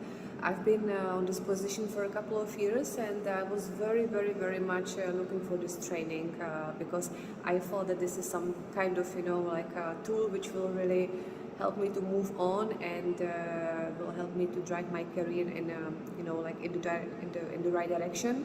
I was very much looking forward to be part of this training, especially for the green belt. Hopefully one day I will make it for the black one as well. And it was just beyond my expectation with Amitabh. So I reached out to our operations team and we headed straight here to Formula Rossa, one of the signature rides here at Ferrari World at Abu Dhabi, and we decided to work on how we could increase the reliability of the time it takes to update our queue time boards, because as you know, every minute that guest waits in a queue line is super important. We had the brainstorming session with the team and we went through a few topics and then we chose the most appropriate one for the course. The chosen topic was reduce facilities management service request closeout time. So I was eager to use statistics and data analytics to solve a business challenge. One of the challenges we had is the erosion of the retail per capita spend in Ferrari World Abu Dhabi, and that was my topic. Well, actually, being an HR professional, recruitment lead time has been always a problem across the board. So taking that subject in specific will help me improve onto the recruitment cycle. So what we had worked on was redesigning the product launch process, which we've now implemented. We had a discussion within our team and the most critical area that we faced was our closing process. So we decided among ourselves that this is the one that we should go for. Yeah, the course that we did was a week-long online facilitated course. It was fantastic. It showed us the whole methodology behind Lean Six Sigma, and it also provided a various amount of tools that we could be able to use to improve all of the existing processes that we have here in the park.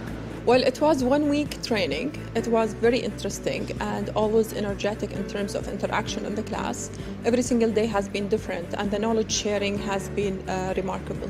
This gave us a broader perspective to understand the issues, and it gave us opportunity to do some brainstorming, and we were able to come up with better solutions from a wholesome perspective. It was a very stimulating experience where we met every day with the colleagues, all very engaged, eager to learn and keen on and willing to actually pause, step back from their day-to-day work to get some new perspectives. So it was really a refreshing exercise. When an issue comes to us, we try to think about it from a Lean Six Sigma perspective. We try to define the issue, we make a project charter about it, we try to analyze it. So it has changed the perspective of how we look at issues. Statistics allowed me to understand the root cause of the problem and come up with the very targeted improvement initiatives that we aim at implementing within the year. So every dirham per cap increase would represent 1 million revenue uplifts in a standard year. So the impact can be significant. Well, this program is in benefit not just for me as a recruiter, but it helps the whole organization in terms of how we can identify issues, how we can look into problems. So what's really exciting is that since we completed the course and we implemented all of the changes that we worked through, we have 100% seen a decrease in the time that it takes to upload the queue time boards, which is really cool. And one other really exciting thing is that one of the recommendations that the team and I put forward through in our project, for the project I should say, is that has now been funded through the business. So you'll have to watch this space for more. I can't tell you just yet.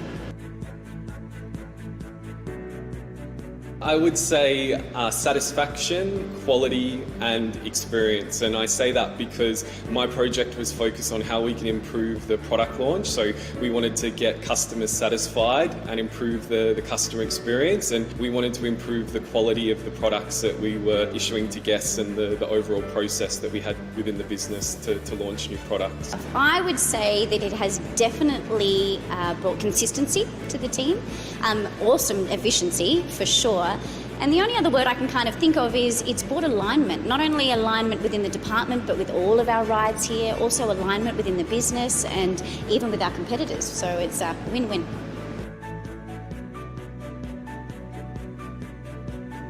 I think the biggest personal improvement is giving a framework for doing process improvements.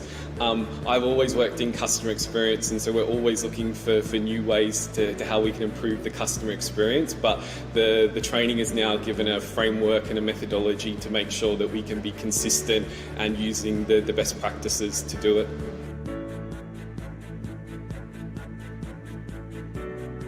I'd say that while a green belt certified professional learn how to identify variations in a process, the green belt expert would really act as a change agent within the company and lead very complex and large-scale projects. So I would love to. We have plans for the upcoming waves of the Lean Six Sigma program. We've started with the green and yellow belt training for 130 employees, and this will be completed towards the end of this year. I would like to thank our CEO, Mr. Mohammed Al-Zabi.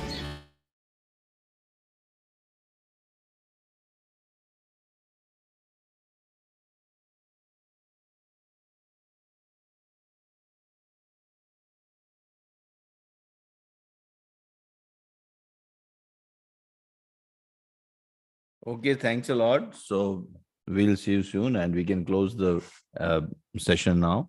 Thanks a lot.